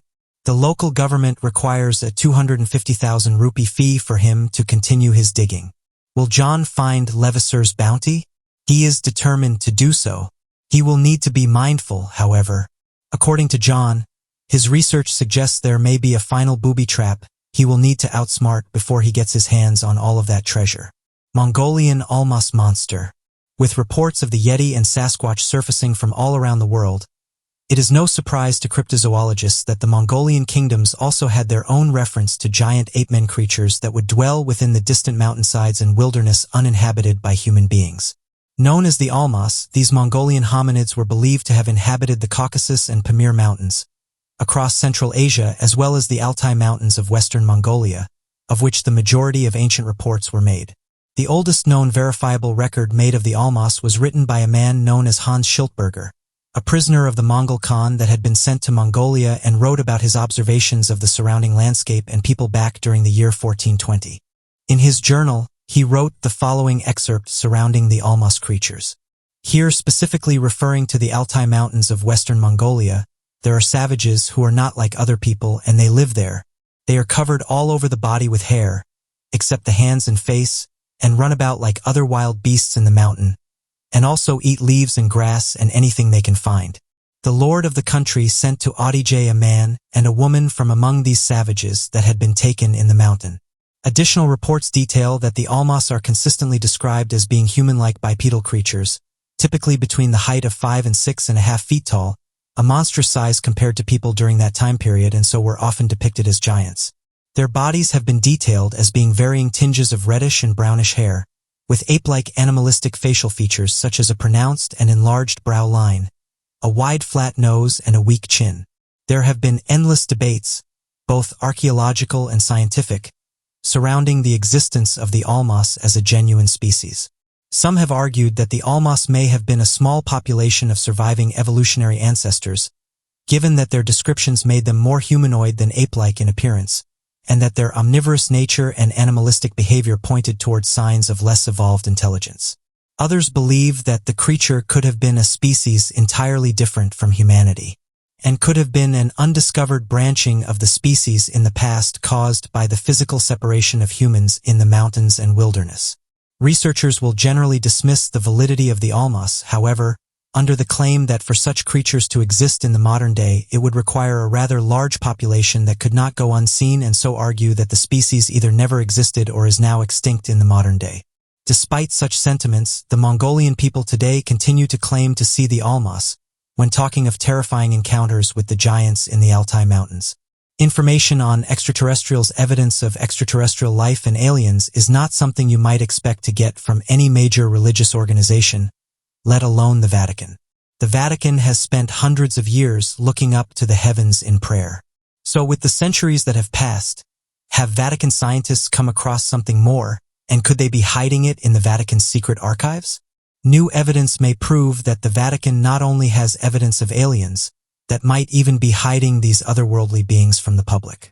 The priest who directs the Vatican Observatory, Dr. José Funes, said in an interview that the universe is so huge that it would be possible that life could evolve the way we know it on Earth. It might not seem an odd statement, but this was the first time Vatican officials had ever publicly acknowledged the likelihood of alien life. Not only that, but this is a dramatic reversal of Vatican policy. That previously stated aliens did not exist.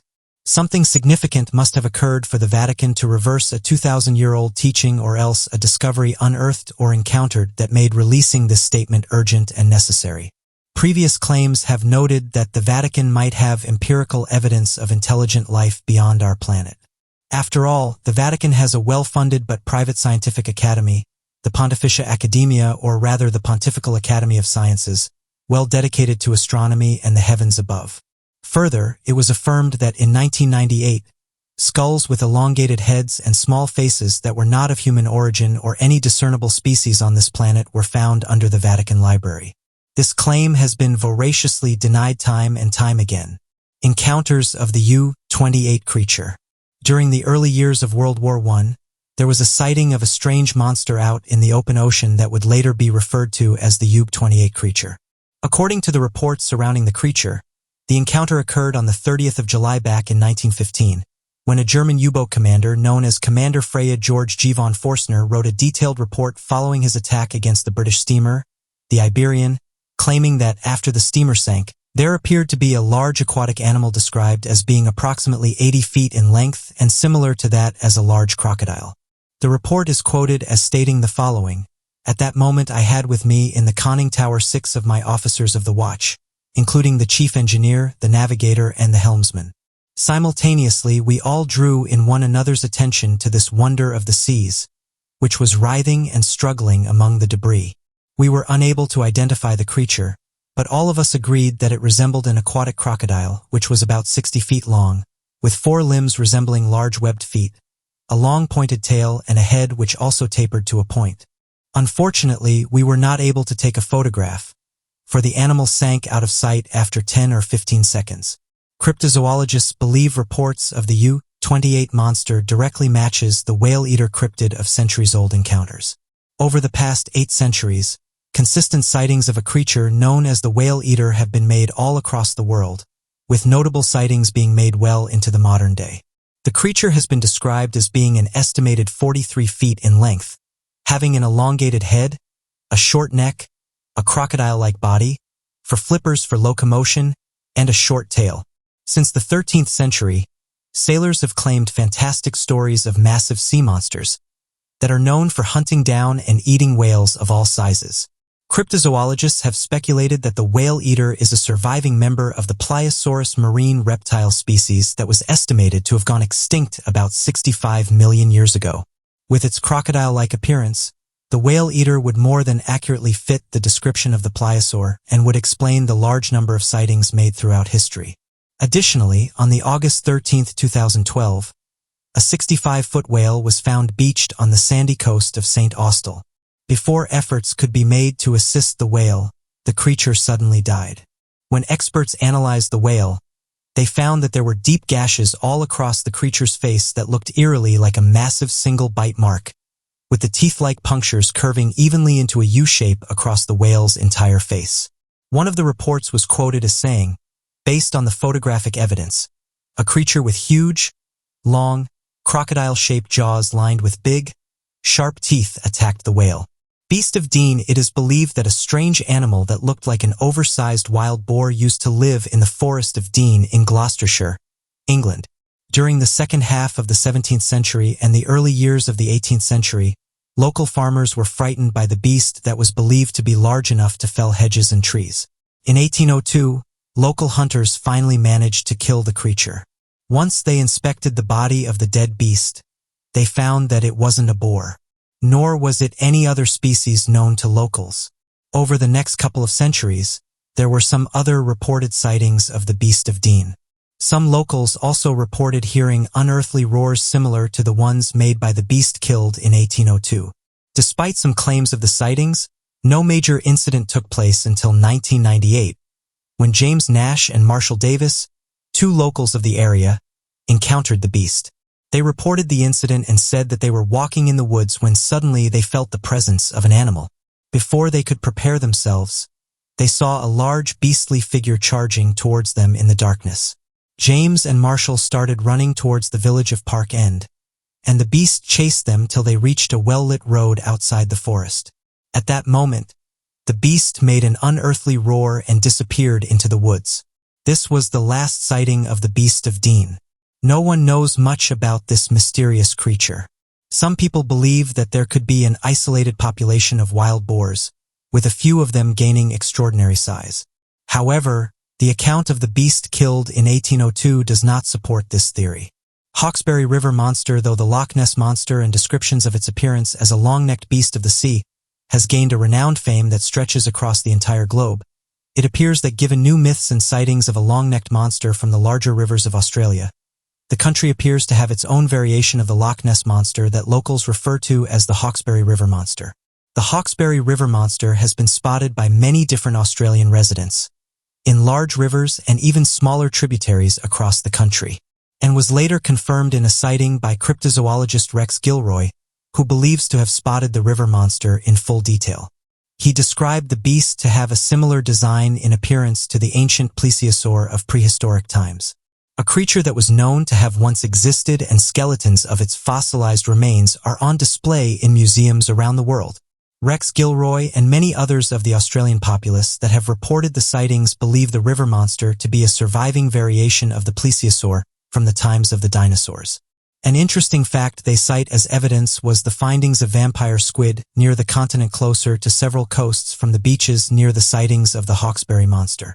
Archaeologists used to believe that the vampire squid had long since become extinct and was known to be a common source of food for the plesiosaur in ancient times. Knowing proof of the existence of the surviving food source, many cryptozoologists then believe that it isn't much of a stretch to further support the evidence of a plesiosaur in the modern era. Given the reported sightings at certain times of the year, many researchers believe this could be a time of breeding when the monsters travel up the deeper rivers similar to that of other fish species to spawn. After spawning, they could very easily enter back into the ocean and continue their life cycle. Running data off of this estimate puts the potential population of this mysterious beast at approximately 300 to 600 Hawkesbury River monsters, one estimate that must be growing every year as sightings and evidence of the beast continues to grow in a similar fashion. Brodeur of Man is best known for his military efforts in the Battle of Clontarf in 1014. Brodeur was described as tall and strong, with long black hair and clad in a coat of mail which no steel could bite. Between himself and his brother Ospic of Man, the two had over 30 ships to their name, and were described as men of such hardihood that nothing can withstand them. While his brother was famed for his wisdom, Brodeur was known for his skills in sorcery. At the time, Brian Boru was a powerful king in Ireland. However, at 88 years old, he was no longer in a physical state to fight. What's more, his many victories against the Vikings in Dalkey, Secoy and Bilalecta left his relationship with the other Viking leaders in a perilous position. One of his Viking foes was Sigtryg, Silkenbeard, king of Dublin and son of Burrow's ex-wife Cormlad. Sigtryg was allowed to remain as king of Dublin as long as he pledged loyalty and paid tribute to Burrow. But soon he plotted with Earl Sigurd of Orkney and Brodeur to defeat him. Notably, to Burrow's credit, Brodeur's brother Ospic refused to fight against so good a king. So the two brothers found themselves on opposing sides. The Battle of Clontarf took place on Good Friday and was the greatest battle to take place in Ireland. It was said that Brodeur knew he and his army were doomed from the beginning. According to Niall's saga, when sailing for the battle, a loud and unpleasant noise passed over Brodeur and his men, which immediately awoke them. Emerging from their beds, they were horrified to see the noise was accompanied by a shower of boiling blood. The next night, they woke to an assault on their ships led by a ghost army equipped with flying swords, axes, and spears. These 2 nights of horrors resulted in at least one death on every ship.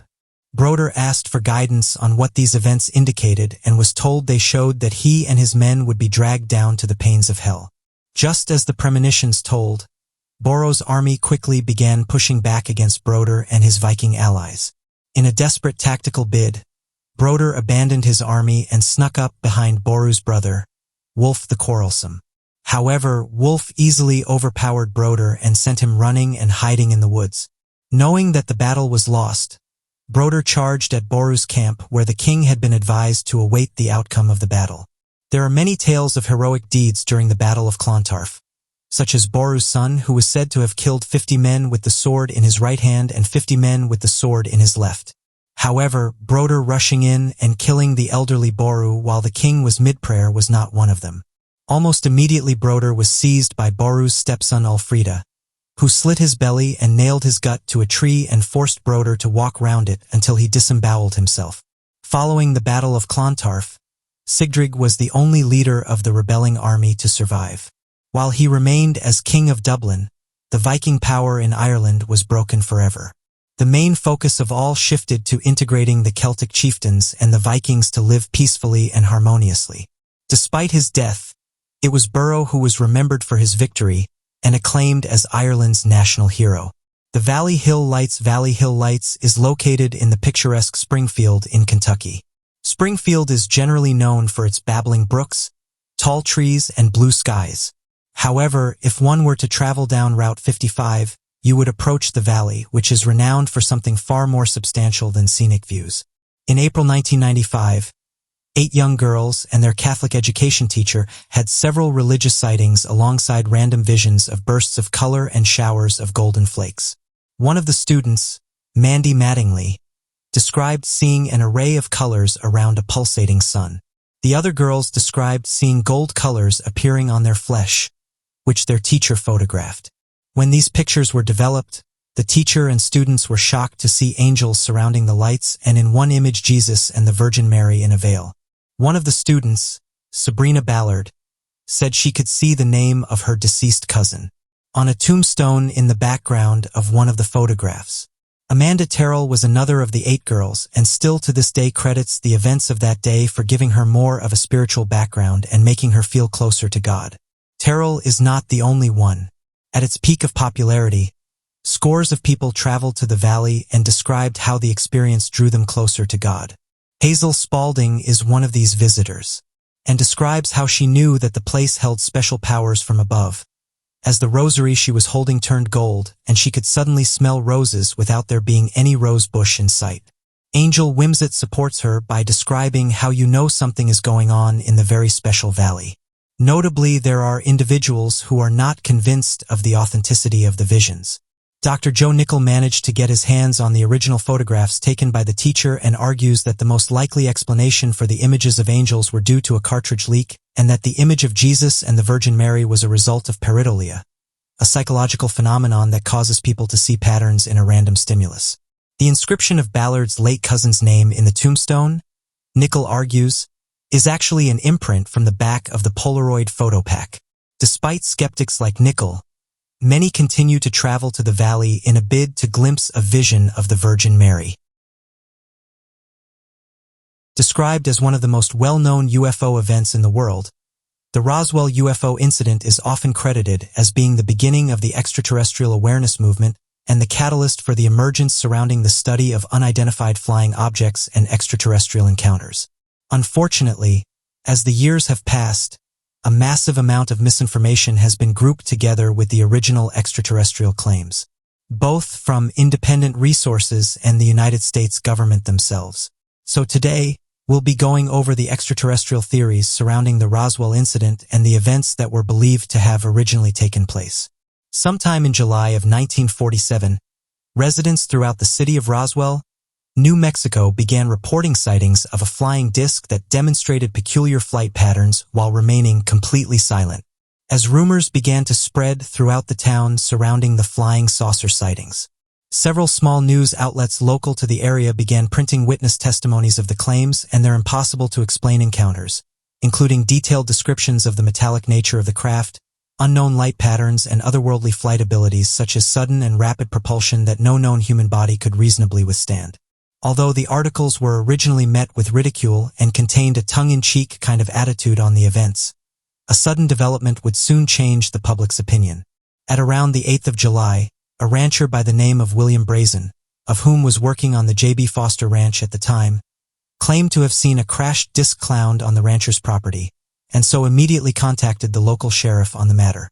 In a rapid response, the nearby military caught wind of the event and quickly retrieved the disc-shaped craft for study at the nearby Air Force Base.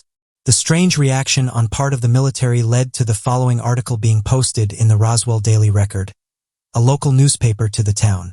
The many rumors regarding the flying disc became a reality yesterday, when the intelligence office of the 509th Bomb Group of the 8th Air Force Roswell Army Airfield was fortunate enough to gain possession of a disc through the cooperation of one of the local ranchers and the local sheriff's office. The flying object landed on a ranch near Roswell sometime last week. Not having phone facilities, The rancher stored the disc until such time as he was able to contact the sheriff's office, who in turn notified Major Jesse A. Marcel of the 509th Bomb Group Intelligence Office. Action was immediately taken, and the disc was picked up from the rancher's home. It was inspected at the Roswell Army Airfield and subsequently loaned by Major Marcel to higher headquarters. Despite the original photographs of the craft and the witness sightings over several days prior to the recovery of the unidentified flying object, all describing a flying saucer-shaped craft, the U.S. military would later provide a statement claiming that the recovered aircraft was nothing more than a downed weather balloon that was being used in a clandestine operation that would later be declassified in the early 1970s, known as Project Mogul, a supposedly top-secret military project by the U.S. Army Air Forces involving the use of sensitive microphones flown on high-altitude balloons, of which had the primary purpose in use of long-distance detection of sound waves generated by Soviet atomic bomb tiers. However, unfortunately for the United States military, there are tremendous holes in their manufactured weather balloon cover story, such as the fact that the Air Force was not aware of the downcast location until alerted by the foreman of the ranch, but would later make claims that the weather balloon contained sensitive radio technologies that could have easily allowed for the craft to have been located via radiolocation. Or the fact that efforts to listen in on worldwide nuclear testing sounds would be more accurate with the positioning of the balloons having been stationed much further west, rather than being stationed close to Roswell. Additionally, photographs would later surface showcasing Major Jesse Marcel, posing alongside the original downed aircraft, of which would later be replaced with artificial debris at a later time. Witness testimony would later corroborate the claims of a government-involved cover-up and a manufactured story, as Bill Brazel would later come forward to claim that his father, Mac Brazel, was the victim of witness interrogation on behalf of the United States military. This was after having been incarcerated after talking to UFO researchers Charles Berlitz and William Moore. Berlitz and Moore would later end up writing a book titled The Roswell Incident, which would detail the mountains of evidence of the government cover-up story, including witness testimony from Bernie Barnett, a civil engineer who worked with the United States government, who described viewing an alien wreckage in recovered alien bodies. Although rumors of recovered alien bodies would continue over the next several decades, it was not until the 28th of August back in 1995 that evidence would surface throughout the extraterrestrial awareness community when a private collector by the name of Ray Santilli purchased high-quality leaked footage of a 17-minute video taken by the United States that showed the autopsy of an alien body in vivid detail, and released the footage to the public without restriction. Unfortunately, to this day, Santilli has promised to keep the identity of the people involved in the transaction of the film a closely guarded secret, as to not risk legal repercussions or retaliations from the United States military. Unfortunately, this has led many skeptics into claiming that the entirety of the footage has been faked, despite evidence from unbiased third parties pointing to their legitimacy. One such example came from noted forensic pathologist Sarah Wong, who claimed that the autopsy procedures were incredibly authentic and the removed organs and movement of the chirogulated blood appear to be all perfectly genuine in all aspects. Additionally, testimony from award-winning special effects makeup artist Dan Winston claimed that the effects used in the autopsy footage were far too realistic to have been done on a small budget, and would be a complicated task to replicate for even a major Hollywood studio that had a multi-million-dollar budget, and that it's very unlikely they could have done this during the 90s, let alone impossible to have been made during the 1940s. Even more compelling, Dr. Kit Green, a research scientist working for the Central Intelligence Agency, would later release an 11-page memory report that detailed the validity of the video, as he had been told by the Central Intelligence Agency that not only was the video legitimate, but was to be studied for gathering information on extraterrestrial creatures. At the time, Dr. Kit Green had viewed the footage. However, it was before the video had gone public, providing supporting evidence that a government whistleblower was at the center of the released footage. It's believed that slides within the footage are genuine, and that the Central Intelligence Agency even bribed him to hide facts about the alien autopsy. As of today, many believe these things were not being told about the Roswell incident. So what do you make of Roswell? What do you think happened? And do you believe the ranchers did recover a mysterious craft? In our modern age, a genuine, mind-blowing discovery is seemingly hard to come by. Our ever-expanding knowledge of our planet and the universe means that we are slowly chipping away at the mounting of questions we have about this plane of existence. But every now and then, something truly baffling rears its head, something that throws a wrench in the works of everything we thought we knew.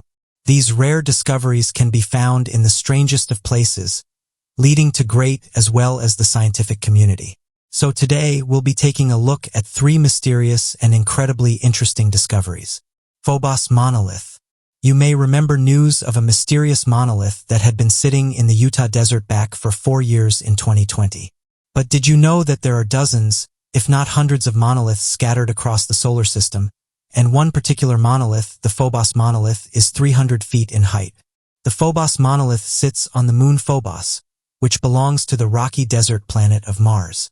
But Phobos is not alone, as Mars also has a monolith to its name, appropriately titled the Mars monolith. The Mars monolith is a rectangular object that was identified on Mars' surface. Orbit imagery taken from the Mars Reconnaissance Orbiter at around 180 miles away shows that the Mars monolith sits at the bottom of a cliff, which scientists believe it likely fell from.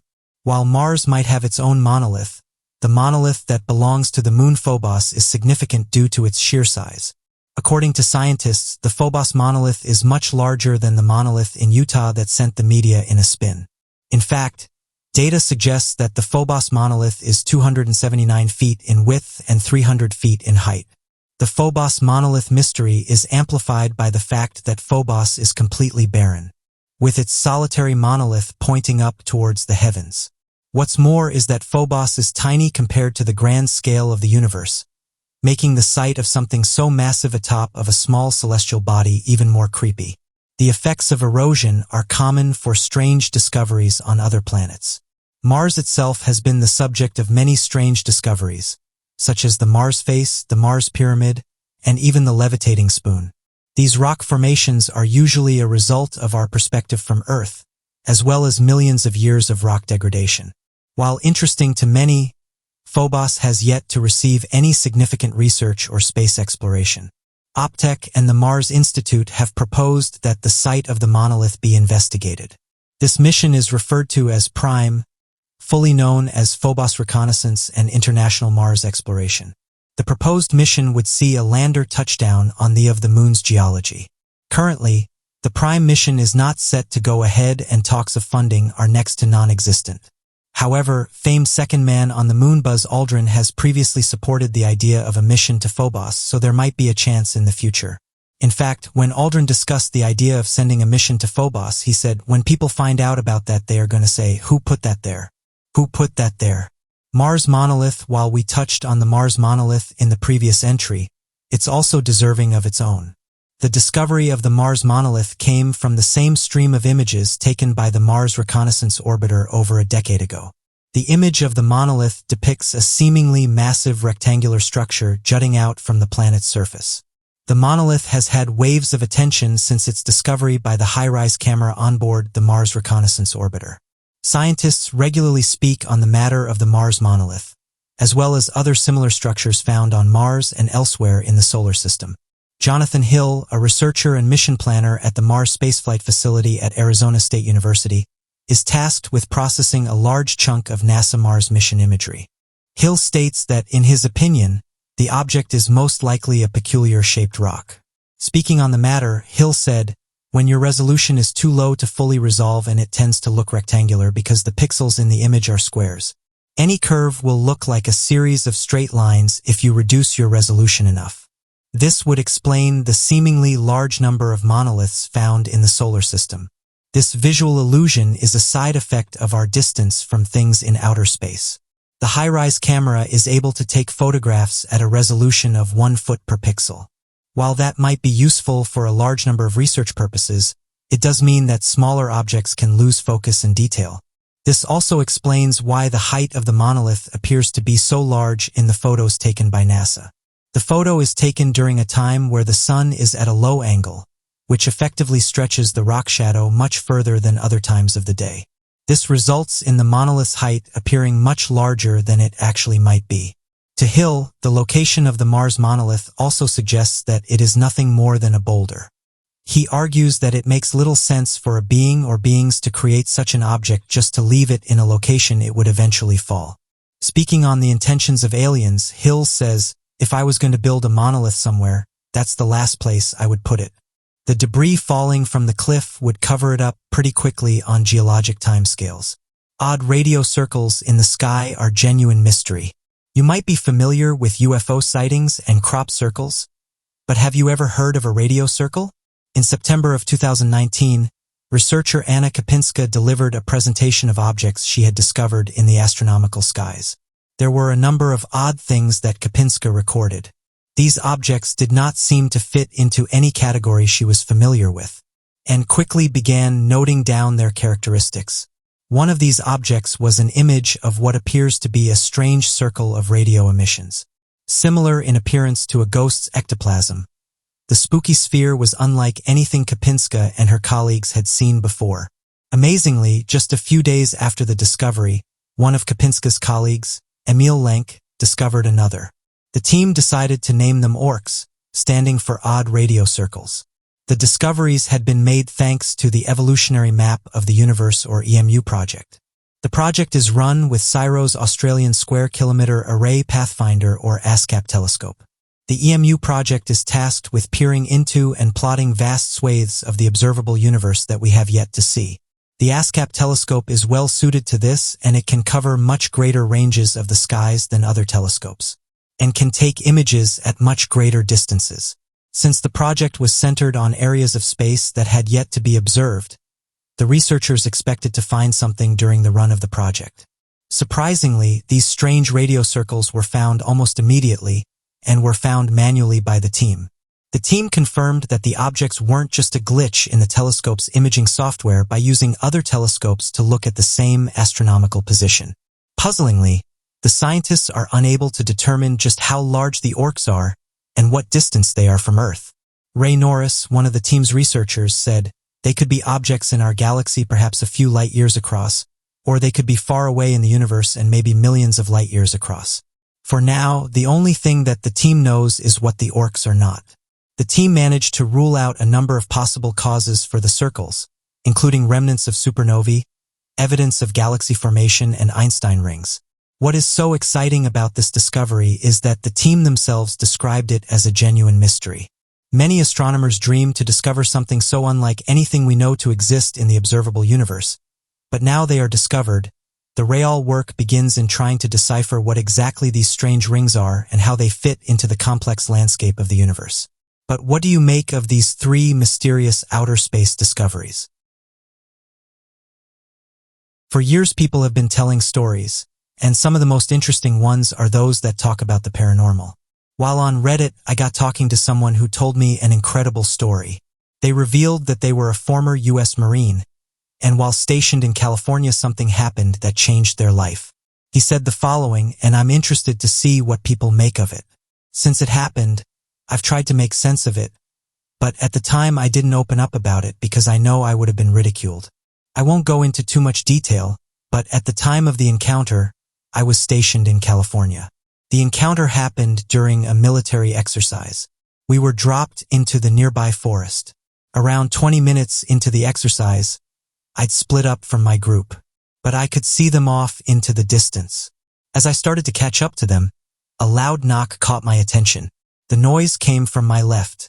The first thing I thought was that someone threw something at me. It turned out, though, that the loud thud wasn't created by an object hitting the ground, but rather by something.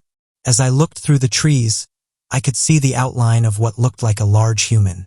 At this point, I would say I was around 80 meters from whatever this thing was, so I couldn't work out what exactly I was looking at. Again, though, I heard the loud thud, but this time I could see that this thing in the distance was creating it. It had hold of a thick branch that I would guess was around 4 feet in length and a few feet in circumference. After slowly moving towards the direction of the noise, I could see what appeared to be a humanoid-like creature.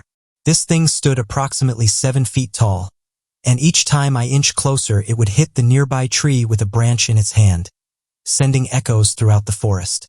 This time, though, I bolted it in the direction of my team, and I didn't look back. As I said, I've never told anyone this story, but I'm certain of what I saw. It's tough because I keep going over that day, and I know how far-fetched it sounds. But I know exactly what I saw. What I found interesting, though, is that after scrolling through Reddit and reading up on those that spent time in the military, A lot of them have experienced strange stuff that they can't explain.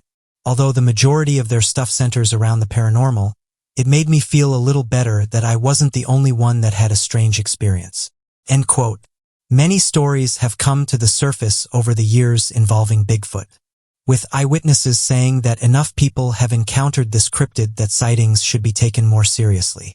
There have been many reported sightings of a massive legendary creature known as Bigfoot all over the world.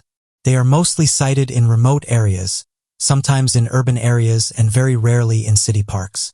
However, the most unlikely place you would think to see a Bigfoot is near a military base. Yet some researchers have argued that there's been more reports of Bigfoot being sighted by military personnel than civilians.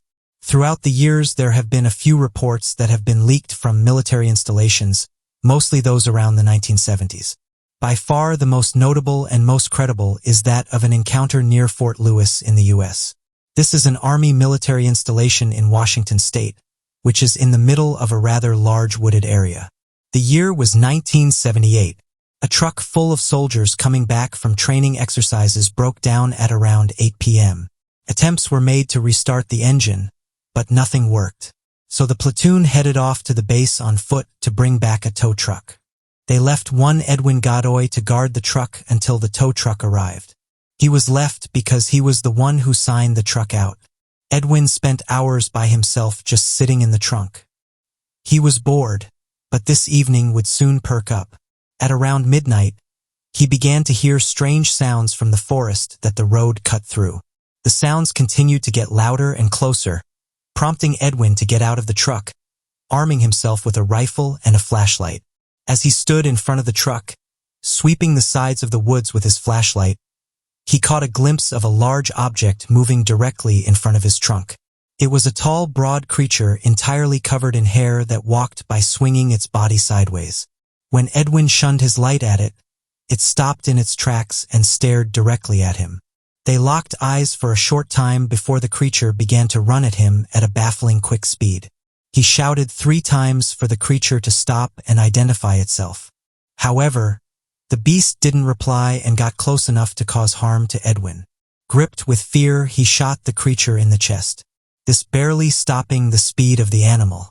It merely growled, grabbed its chest and turned to the right and went back into the forest. In a few seconds, it was gone. After a long and fearful night, the mechanics finally arrived. After Edwin conveyed what happened, they were quite skeptical until one spotted the blood trail that led to the massive footprints pressed into the nearby soft ground. Shortly after, a radio call was made to the base explaining what had happened. The area was swamped by secretive government scientists and hazardous material suits. These researchers then began taking blood samples and setting cast of the footprints. The whole time, Edwin was told not to speak to anyone and was kept away from what was going on. After a short time, Edwin was quickly taken away to the base hospital, but surprisingly, instead of being examined by the base's medical staff, he was examined by a doctor from the Air Force that held the rank of full colonel. Years later, Edwin went on to reveal in an interview after the event had been declassified that rather than interrogating him, the colonel was very interested in every slight detail of the event. After which, Edwin was returned to his barracks and told in no circumstances was he to tell anyone what happened. So what do you make of these interesting stories?